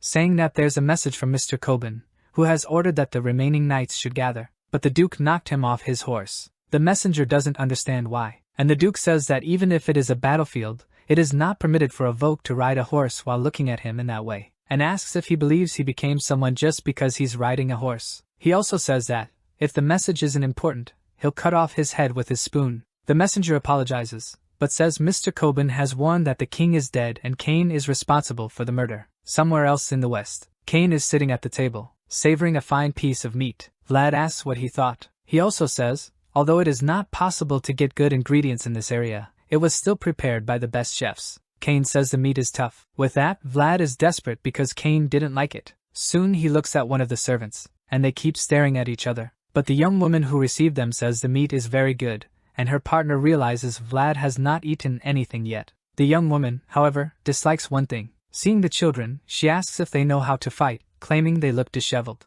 Leto wonders why the stupid green-skinned Voke is staring at him so much, and his expression makes the Voke think that Leto is belittling him. However, his friend says this child is a cursed one. Soon the Voke realizes that he must have special powers. Then he tells Kane he now realizes something strange is going on. The elf asks what would that be. Voke's friend says that in just 1 month, he's seen 3 cursed ones, especially in a place that isn't the natural habitat of spiders. The Voke says one of them was even 10 times her height, and she's never seen anything like that before. However, his friend considers this description exaggerated. Kane, in turn, says that if the cursed one was large, probably the one who cursed him can also be. And this does not seem to be the work of a spider, but something more dangerous. After hearing this, everyone else becomes scared. The table goes quiet for a while, but suddenly Vlad begins to laugh, saying that Mr. Kane made a joke. The others also start to believe in that. However, the protagonist does not follow this line of thought, and just calls them idiots. But Sandal was nearby and repeats what the boy said in thoughts,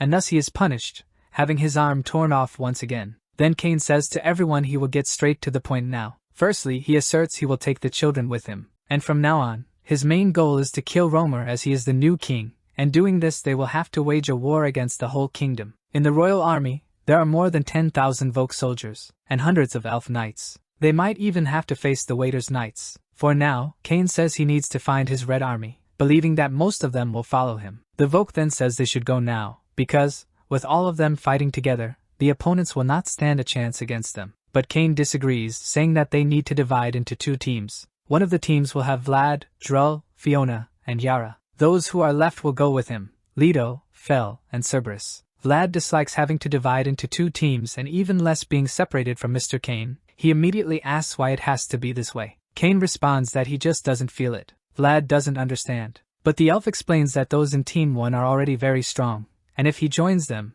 it'll be no fun, as they would defeat the enemies easily. Vlad becomes very frustrated after hearing that. Regardless, 3 days later, in another place far from there, a knight extends a large circular rock and positions it on the ground. They are known as restaurant knights, for they have the names of kitchen items, but they also refer to each other as Knights of the Round Table. He is Badon, the Knight of the Tongs, and he says that's why he tried to put together something similar, and claims that everyone at the round table is equals, so they will exchange ideas in this manner. The meat hammer, the coffee grinder, says it looks like a round table even though it was just put together. It would have been good if they also had a tasty meal. On his turn, the napkin, the clean freak, says that of the 13 anointed by the king, only 6 remain, or 7, now that Romer has become king. Spoon, the fearless, says, as everyone must have heard, Cain, one of the 7, killed the king, the very one who led the Red Army on the front line. It's also said that this is a betrayal against the Elvish kingdom. It stains the great Elvish race, and they should discuss what is the most suitable punishment for Cain.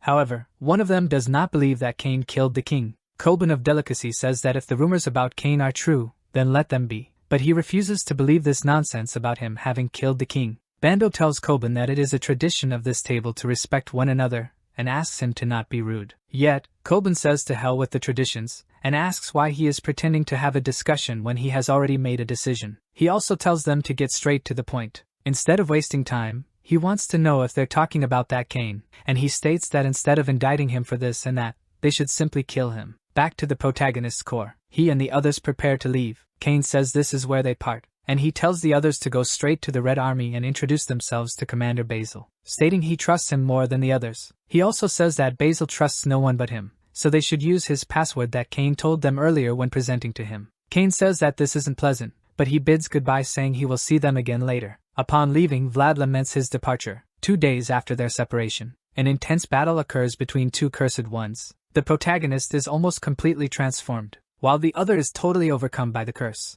Regardless, Leto charges the attack, and leaves no gaps for the enemy to strike him, for he uses his size to his advantage. He then manages to break the enemy's armor, and, with the claws of his arm, he readies them for attack, striking directly in the opening of the enemy's armor. Thus, Leto manages to kill his opponent, and comes out victorious after the battle. From afar, Cain says that Leto is beginning to awaken his sixth sense, for this skill can be learned through focus and experience. You must focus on your opponent, and experience comes from winning the battles. He also says that the opponent is nothing more than a piece of flesh, and Leto should not feel remorse. When he has acquired enough experience, there will come a time when he will begin to see the world as gray. This means that his sixth sense has been awakened. When that happens, Cain affirms that the protagonist will be capable of becoming a demon. Leto says he understands the guidance, but realizes that the elf is not the only one watching his fight. Cain tells the girl that he won't carry useless kids around, and next time they encounter a cursed one, it will be Fel's turn to act. He also says that he expects her to be different from her father.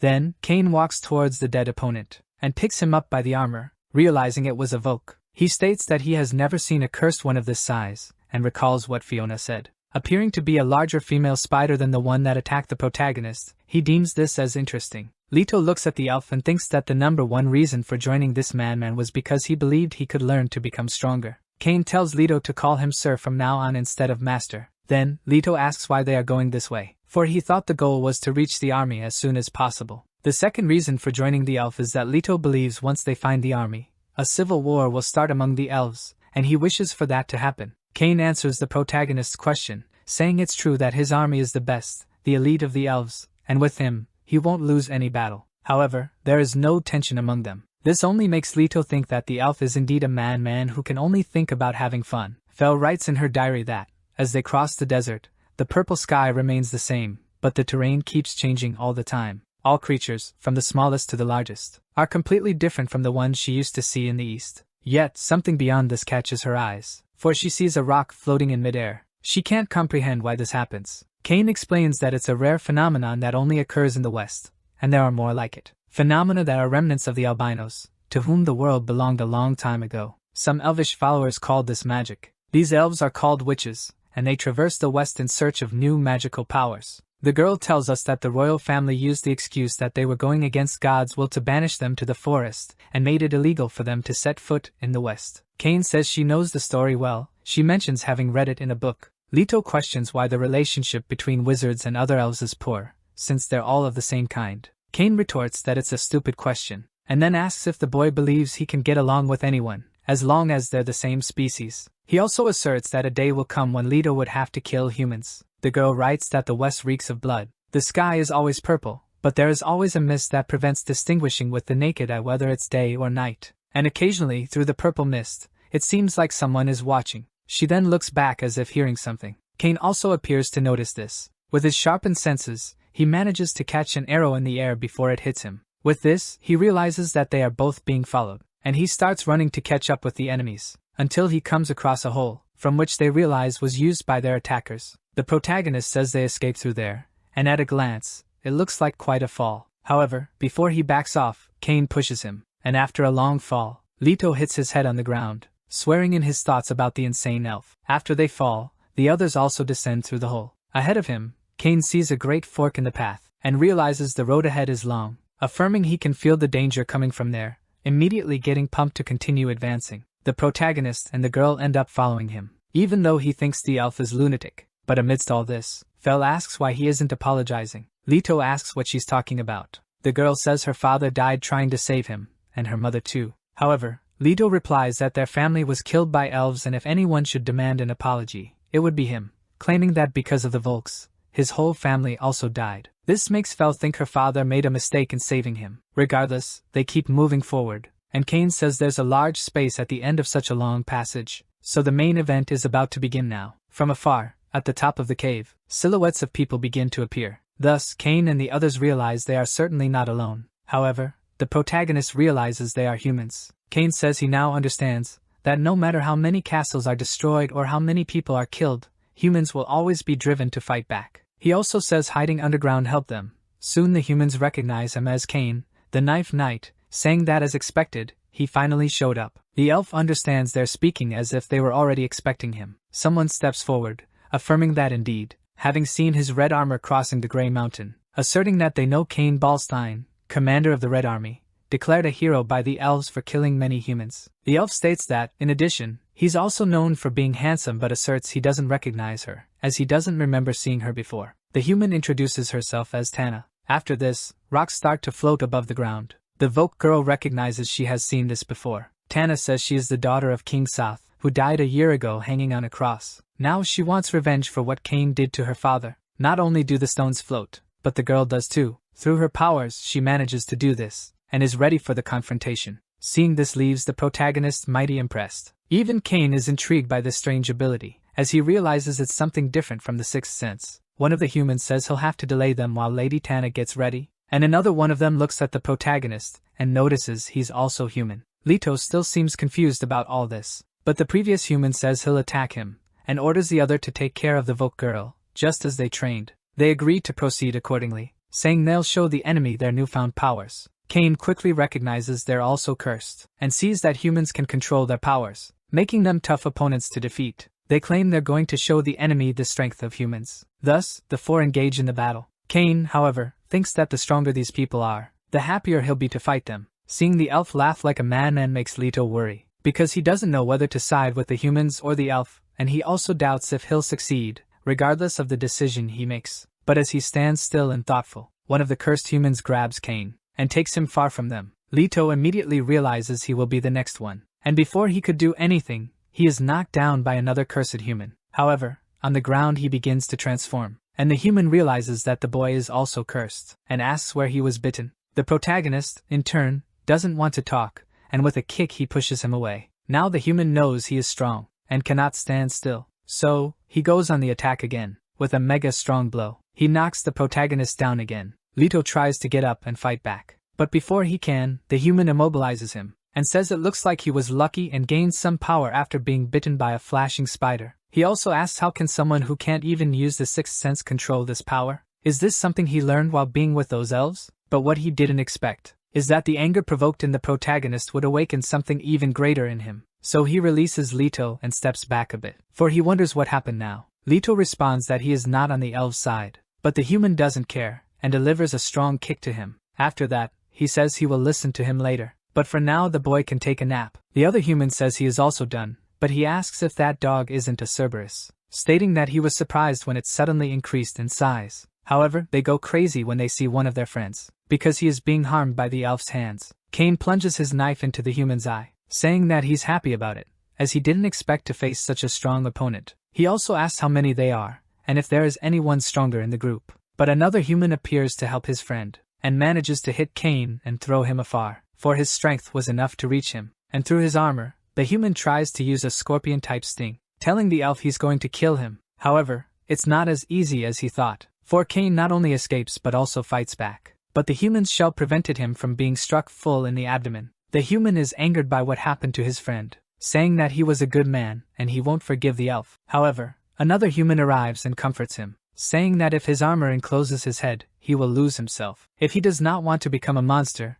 he needs to calm down right now, because they're facing the infamous Cain, and they cannot lower their guard. Another human says he shouldn't fight to win, but just needs to buy a bit more time for Lady Tana to become stronger and take care of the rest. With these words, they advance towards the enemy. Yet Cain does not just stand still and wait for them. He tells Chiron to release a bit of his power, but this time, he wants 2 seals. So, the armor does as commanded by its master. In a blink of an eye, Cain attacks the humans with more speed, and with more strength as well. With just one of his attacks, the elf realizes the enemies felt it, for they are left stunned as they are hit. Yet the humans do not give up the fight. Even then, Cain attacks them quickly, and even manages to cut off a part of the enemy's armor. Another human tells his friend to be careful with his arm, but it's no use, because Cain cut off the enemy's arm. The human cries out in pain, and Cain prepares to strike him again. However, he didn't expect what was coming, for he feels a great force approaching, and realizes there's a white light coming from the girl. She apparently has her powers charged,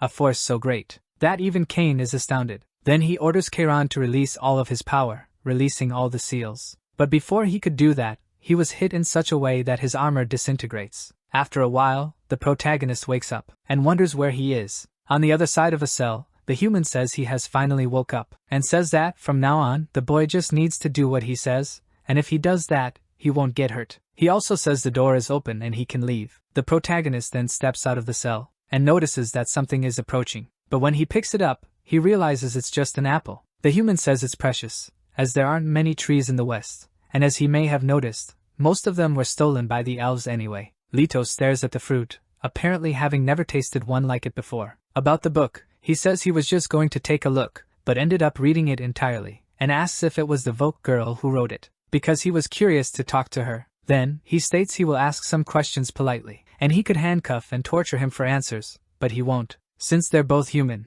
and he would be grateful if the protagonist answered honestly. Next, he asks Leto whose side he is on, given that he was seen walking with an elf and a Vogue. After a conversation, the man says that being enslaved and bitten by a spider is an incredible story, so he understands that Leto is saying he had no choice and can somewhat understand his situation. He soon tells him to follow, as there must be lots of questions that he will answer as they walk. The protagonist asks where he is and claims he has never seen such a long cave. He replies that they are at the bottom of a mountain, and says that nobody other than them knows about this place, even in the West, as it was a place that was discovered accidentally by humans who were hiding here and there after losing a battle against the elves. It has large holes that lead to giant caves. The air circulation is good and light is reflected inside, so it does not become too dark. Further down, there's even a place where there is water. Moreover, these holes are useful to them, since the humans are able to carry out surprise attacks thanks to them. At one point, they were even in a position to recapture one of their castles. The man asks if the protagonist thinks humans are losing the war. Then Leto encounters the human colony, and realizes they are still resisting. The man says there are dozens of places like this in the Mountains of Bones, and they are gathering people who can fight. Through this, they have trained about 1,000 soldiers. Leto realizes that many humans are still alive, and is impressed by them all gathered here. But he knows that, even so, it's not enough. The man says that the fighting abilities of the elf species are far superior to those of humans, and if you also take into account the Volks, 1,000 people are nothing. But he claims that the real power of humanity lies elsewhere. He reveals that, when they discovered this place, there was a colony of spiders there, and that this space was a habitat for cursed spiders. To occupy this place, they had to fight them. Many sacrifices were needed to finally expel the spiders. After that, Picker, the man, asks another if the king is in there, and he replies yes. Picker asserts he's certain that Leto already knows that being bitten by a spider gives him great strength. The physical ability that being bitten by a female spider gives is the white armor, humanity's real power. Next, they enter a chamber, and Leto sees a chained spider. Then he realizes that the humans managed to imprison it, to use it for their own purposes. However, a woman says this isn't the first time he has seen one. Picker says she is their leader, the queen granted as Lady Tana. However, the protagonist thinks she is too young to be a queen. Tana asks where he is from. Picker introduces him as Leto and says that he used to hide in a forest in the east, but then he was captured and enslaved by the elves. He also asked him some questions, and it seems that Leto isn't on their side. And about the spider that bit him, it seems it was indeed that one. Leto asks what he means. Picker says that, while they fought with the spiders to occupy this place, they saw 2 large female spiders. One of them disappeared, and it was probably the one that bit him. He says Leto knows firsthand that being bitten by a female spider makes him a cursed one, and they plan to use the power of that spider. With this, they believe they can win the war against the elves. Next, Leto asks what happened to Cain, and if he died. Picker replies they are currently keeping an eye on him in a special area, and will squeeze the most they can out of him. The protagonist also asks about the dog and Vogue girl. Hearing this, Picker hesitates to respond. But the Queen of Humans says that Cerberus ran away and the Vogue girl is being held prisoner along with other captives, the same ones that are used for experiments. Leto asks what kind of experiments these are. The scene cuts to Cain, who, like the man said, is being held captive, all chained up and without his armor. He seems quite frustrated to be in this state, and he tries to use his strength to break the chains. However, no matter how much he tries, he cannot, and you realize you're not as strong as before, for the chains did not even move. He knows that when his broken armor was shattered, 2 of his strength seals were removed. With his current strength level, he will not use this T-bone steel. To seal his strength within his living armor is to lock it behind a door in his plane of unconsciousness. In his current state, it's as if his key had been stolen. Although he could breach the door by force, it would take too long and have side effects. If even a newbie who had never held a sword before cut his head now, then he would die immediately. It's a really dangerous situation, but instead of being afraid, Cain gets super excited about this. To him, this is the real tension, like the sensation he had when he entered the battlefield for the first time. Prior to this, he tried to use his living armor to recreate this feeling, but knowing that he could always release his strength whenever he wanted, he never felt any real tension. But now it's different. One of the humans who had fought against Cain before appears and laughs in his face. He then says he wasn't sure if Cain would break the steel chains, so he was watching. But he thinks there's no need to worry, as perhaps the elf is nothing without his living armor. From there, someone appears and says that this is the place people call hell. She looks at a mountain, and imagines Cain's face on it, for she longs for the moment they will meet again. Tyrell says that this will be the place where her romance with Cain really will begin. The human guard then passes under another cell. Looking down, he sees all the Volks held captive as prisoners. The Volks mentioned are kept in the cell where the door is in the ceiling. Soon the girl asks what this place is for. She also asks who all these humans are, and why they are imprisoned there. One of them says that, just like the girl, they were kidnapped by the humans, even though they don't know why they are kept there. Another, however, says it is obvious that humans are going to lose the war, so they must be keeping them as hostages for negotiations. And by negotiate, they are not going to kill them. The first Volk asks why they periodically take one of them from the prison, stating that the Volks who were removed never returned. Soon, the optimistic Volk says he doesn't know, but is sure that the elves will rescue them once they win the war. He firmly believes in this, saying that the elves will help us, just as they did in the past when the Volks were enslaved by humans. Fel, for a moment, worries about Leto, but soon after, she wonders why she is worried about him. After that, a human appears at the cell door, and walks in among the Volks. He looks at each one as if he were looking for someone. The human walks past some children, but when he faces Fel, tells her to come with him. The man extends his hand. However, to the girl's surprise, she is not the one he has chosen, because the man took another child who was pleading for help, but no one did anything. However, Fel doesn't just stand still and let this happen, and tries to stop the man from taking the child. The girl asks where he is dragging the child. However, the man dismisses her with a kick, calling her rude. Soon, he takes the Volk child with no resistance. Fel keeps asking where the child has been taken, but no one knows for sure, and they just tell her to keep quiet if she wants to survive. After that, the protagonist hears the Volk child begging for help. However, the man who took her only orders the child to be quiet if she doesn't want to get hit. With blindfolded eyes, the boy cries. The protagonist asks about this boy, and Picker replies that he is a Volk from the mountains, and they are being captured because they are useful to humans. Next, Leto witnesses the boy being thrown into a hole, screaming as he falls to the bottom. One of the humans says they will begin to lower the chains. Next, he proceeds to do exactly that, lowering something towards the boy. Then through a gap in the blindfold covering his eyes, he sees that what was being lowered was a spider, which, despite being chained, was still alive, and apparently hungry. As it descends, the boy pleads for help. The protagonist asks what is happening, and Picker replies it's the spider's feeding time. He claims it's hard to collect the spider's venom when it's hungry. A short time later, he says they can now raise the spider again. Soon, it ascends through the chains, and on its fang, it can be seen that she fed on the Voke boy. Picker asks Orba if he is ready. Orba responds affirmatively, for he has trained extensively for this day. The human mentions that when the spider feels sated, it begins to search for a host for reproduction. Therefore, Orba extends his arms, making them available for the spider to deposit its venom. Picker says the spider does this once a week and they gain another soldier. He also mentions that, in the beginning, almost everyone died because they had trouble removing the baby spiders. But after capturing some Volks, dissecting them, and experimenting on them, they can now remove them safely. At the bottom of the hole, Leto sees many dead Voke bodies that were used as test subjects. However, Picker tells the protagonist not to feel sorry for them, asserting that it's their fault for being born as Volks. And next week, he says they will feed the spider the Voke that was with Leto. Back with Kame, he is still in the cell, though battered from the harsh treatment from humans. The human responsible says that the elf's wounds have healed within a day, and asks if he's ready for another round. He also says it's impossible to get used to the pain, it feels new every time. Therefore, if Kame continues to be tortured non-stop, he will eventually beg for mercy. But as he whips the elf, he mentions it's not time to stop, not until he confesses everything they want, for the man beating the elf wishes to savor this moment for a long time. The whip cracks as it hits the elf's back, for, apart from being a torture tool, it is also equipped with spikes, further increasing the induced pain. However, in a momentary lapse of concentration from the human, Kame, despite having his hands tied, manages to hold the whip with his mouth, thus disarming the human. With the chains on his feet, he manages to trip the human, and the human falls face first onto his shoulder. The human realizes what Kame is trying to do, but can't prevent it, for soon after, Kame manages to bite the human's nose and holds him captive. Shortly after that, he repeats the human's earlier statement about not getting used to pain, though he can barely speak properly while the human cries out in pain for his nose. Despite difficulties speaking because his mouth is on the human's nose,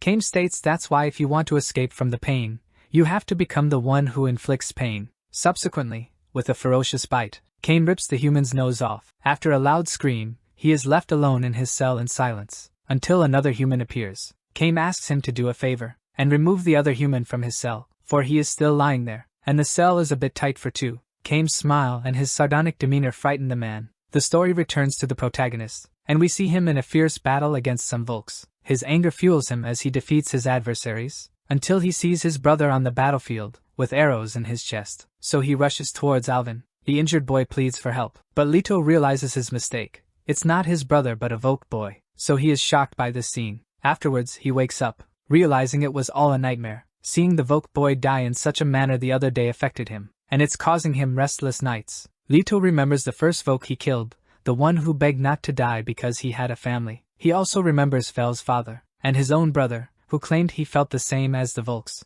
Contrasting with this, he remembers Picker's statement that it's their fault for being born as Volks. All these memories conflict in the protagonist's mind, to the point where he loses strength for a brief moment. Nonetheless, he exits his room, and encounters a colony of humans outside, but one of the humans suggests he better not go out this time, although acknowledging that the boy likely has many questions, and suggests that he can just stroll around this area, and then come back. Leto asks where the Voke who was captured yesterday is. The man queries the reason for his question, and Leto responds that the Voke stole one of his belongings, and he wishes to recover it now. So the man tells Leto to try going through there, and he will probably see her in the basement. Thus, the protagonist follows the path the man pointed out, and the humans watch him with a bit of confusion. In the basement, not only Fel but other Volks are also held captive. When they thought all hope was lost, someone above calls her. The girl realizes she'd heard this voice before, and she looks upward, in the direction of the caller. Leto tries to ask if the girl is okay, but her face reveals all, and he gets his answer. He had never seen her cry before. Nonetheless, the girl is somewhat relieved to see him, and asks if he is safe and what's been happening. The protagonist tells her to keep her voice down, and asks if there's a door nearby. She says yes, and the other Volks realize they have a human aiding the girl. She, in turn, says he will save them all, but a skeptical Voke says the girl has lost her mind, for a human would never save her. But Fel argues that he knows nothing, assuring them that Leto isn't a bad human. The protagonist approaches the cell door, and thinks he can open it with his arm. He immediately asks them to move away from the door, but before trying to open it, he asks the girl what it's like to be imprisoned. Fel doesn't comprehend why he would ask such a question now. What was it like being close to death, he asks, stating that it's over for all of them now, as it's time for the humans to take their revenge on all the Volks. The girl wonders why Leto is saying such things. She also mentions that for a moment, she had hope in him because of his father. Leto departs, wishing them a good death, and asserts that he'll find the thing she stole, as it must be hidden somewhere nearby. The protagonist thinks that definitely, something or rather someone is hidden. Or better yet, someone is hidden and watching him, therefore he had to maintain appearances. To Leto, it's strange how they believed in him, a stranger from the start, and let him go to a place where so many Volks are held captive alone. The protagonist is certain they don't trust him and are watching him all the time. Hence, it's better for him to win the trust of these people and then seek a way to escape. Leto was right about being watched, as through an opening, Picker was carefully observing him. Obviously, he knows that cave much better than the protagonist. After this, Leto leaves and goes to another area, until he runs into Picker, who asks how he slept. He also comments on the place being quite cold, and tells Leto to follow him, as he should eat before starting the day. Later on, Picker informs him that those are edible insects they eat there. He also explains that the supply situation isn't good, so it's hard to send other food to the cave. Continuing their previous discussion, Picker states that humanity's main goal is to create an army of the cursed, as the protagonist had seen before. They use a female spider to create the cursed, hoping to have thousands of soldiers. But there are numerous problems as, in most successful cases of creating a curse, it dies quickly or fully turns into a monster. Hence, they'd like to study the protagonist. Picker says the blue-eyed male spider is the source of their power. They label this as a male power, including him and all the other cursed ones with that male power. However, Leto's power color is green, coming from a female spider. Picker asks whether Leto remembers their first fight, stating that, at the moment he choked him, he had a strange sensation. It was as if Leto's whole body refused to be attacked. Picker then theorized that the protagonist could hold the power of a famous spider, and wishes to verify this theory by studying him, under the pretext that it would surely contribute to the making of a more perfect soldier. Picker asks whether the protagonist could help him, to assist humanity in winning the war. Somewhat awkwardly, Leto agrees. This response pleases Picker, for he adheres to the thought that both greens and blues must die, and have all their eyes torn out. Tyrell reappears. She hums a tune about Kame as she walks, and wonders what their reunion will be like. But upon reflection, she ponders over how she will find Kame in all of the West. She then goes to the Lord of the Broken Bone Fortress, Butterfork. But he knows nothing about Kame, asserting that he has not been through his fortress, nor could he go there, because this place is his property,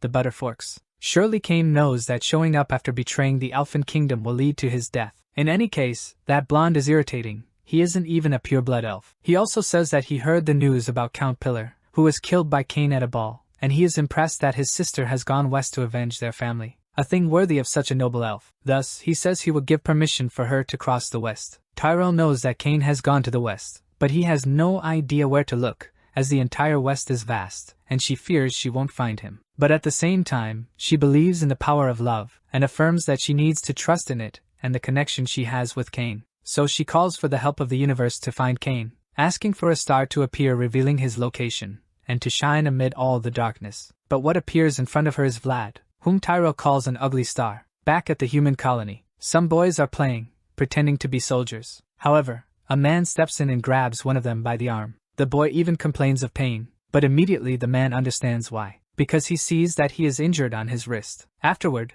he apologizes and tells them they can begin to play again soon. But the child claims he's completely human, and the man can even strip him to verify. However, the man says that marks can start appearing as he grows, and if the boy is mixed, then he should never lower his guard. Frightened, the boy agrees with this. Mr. Bugle was on his way out when another man calls out to him, saying that Her Majesty wishes to see him. Under candlelight, a meeting is held, called by the humans' leader. Tana says that, as she heard from the scout a few days ago, the Red Castle has also been taken. Because of its vast agricultural lands, it has become the army's main supplier. They used to call it the Sky Stronghold and asks if it's been taken by the Red Army. Bugle answers that no, apparently it was a regular army, with a majority of Volks. Then Tana realizes that the Red Army didn't show up this time, either, and asks why the army that continuously takes their castles is so quiet. Picker replies that it may be because of Cain. Another human claims that it can't be because of one guy, as there are other knights from the resistance who could assume the leadership of the Red Army. Tana says that due to the war, many generals were created, many heroes, and strong people have died. Despite this, humans were able to push the elves back with their superior military force. It seemed that the humans would win, until a warrior among the elves began to attract attention. His name was Cain Balstein. One by one, strong humans fell. The elfin military, which used to be divided into various groups, combined and massacred the human army. In 30 years, after Cain led the Red Army, the whole kingdom of humans was pushed to the west corner. Then one of them asks if that's why the Red Army is not moving, because Cain is not leading. Pika replies that Cain is the true commander, so they won't move without him. Promptly, the human says they should kill Cain in order to demoralize the elves and to get revenge for his chopped off arm. However, Picker says no, because if they find out that humans killed Cain, the Red Army will start moving and they need more time to prepare for that. Bugle says he understands Boba, but tells him that he can't act on his emotions, because his actions will determine whether they will win or lose the war. After a while, Leto comes across a knife. Picker seems ready to use it, but he just wants to make a cut on the protagonist's arm, and warns that it will hurt without anesthesia. Leto thinks he has had his arm cut many times, but never gets used to the pain. Then, Picker says they will kill Cain the next day. He says they aim to use their army to reclaim Stolen Castle, and to demoralize the enemies, they will execute Cain in front of them. He also says he decided to trust the protagonist, and hopes that he will fight alongside humans to win. Picker says Leto's arm is regenerating immediately. The regeneration speed is faster than the elves, and confirms if he said his transformation goes up to his elbow. But in the background, Leto can see remnants of the elf's armor. Anyway, Picker says he's done and wants to end the day since he's very busy preparing for the expedition. Then Leto goes back to his quarters, but he's approached on his way. The children ask if he's a cursed one too, and how many Volks and elves he has already killed. One of the boys claims that one day he will be the best of the cursed ones, as it is his dream to kill as many blues and greens as possible. Leto tries to understand what is going on in the boy's mind, and he asks if the boy wants to become a monster. He leaves soon after,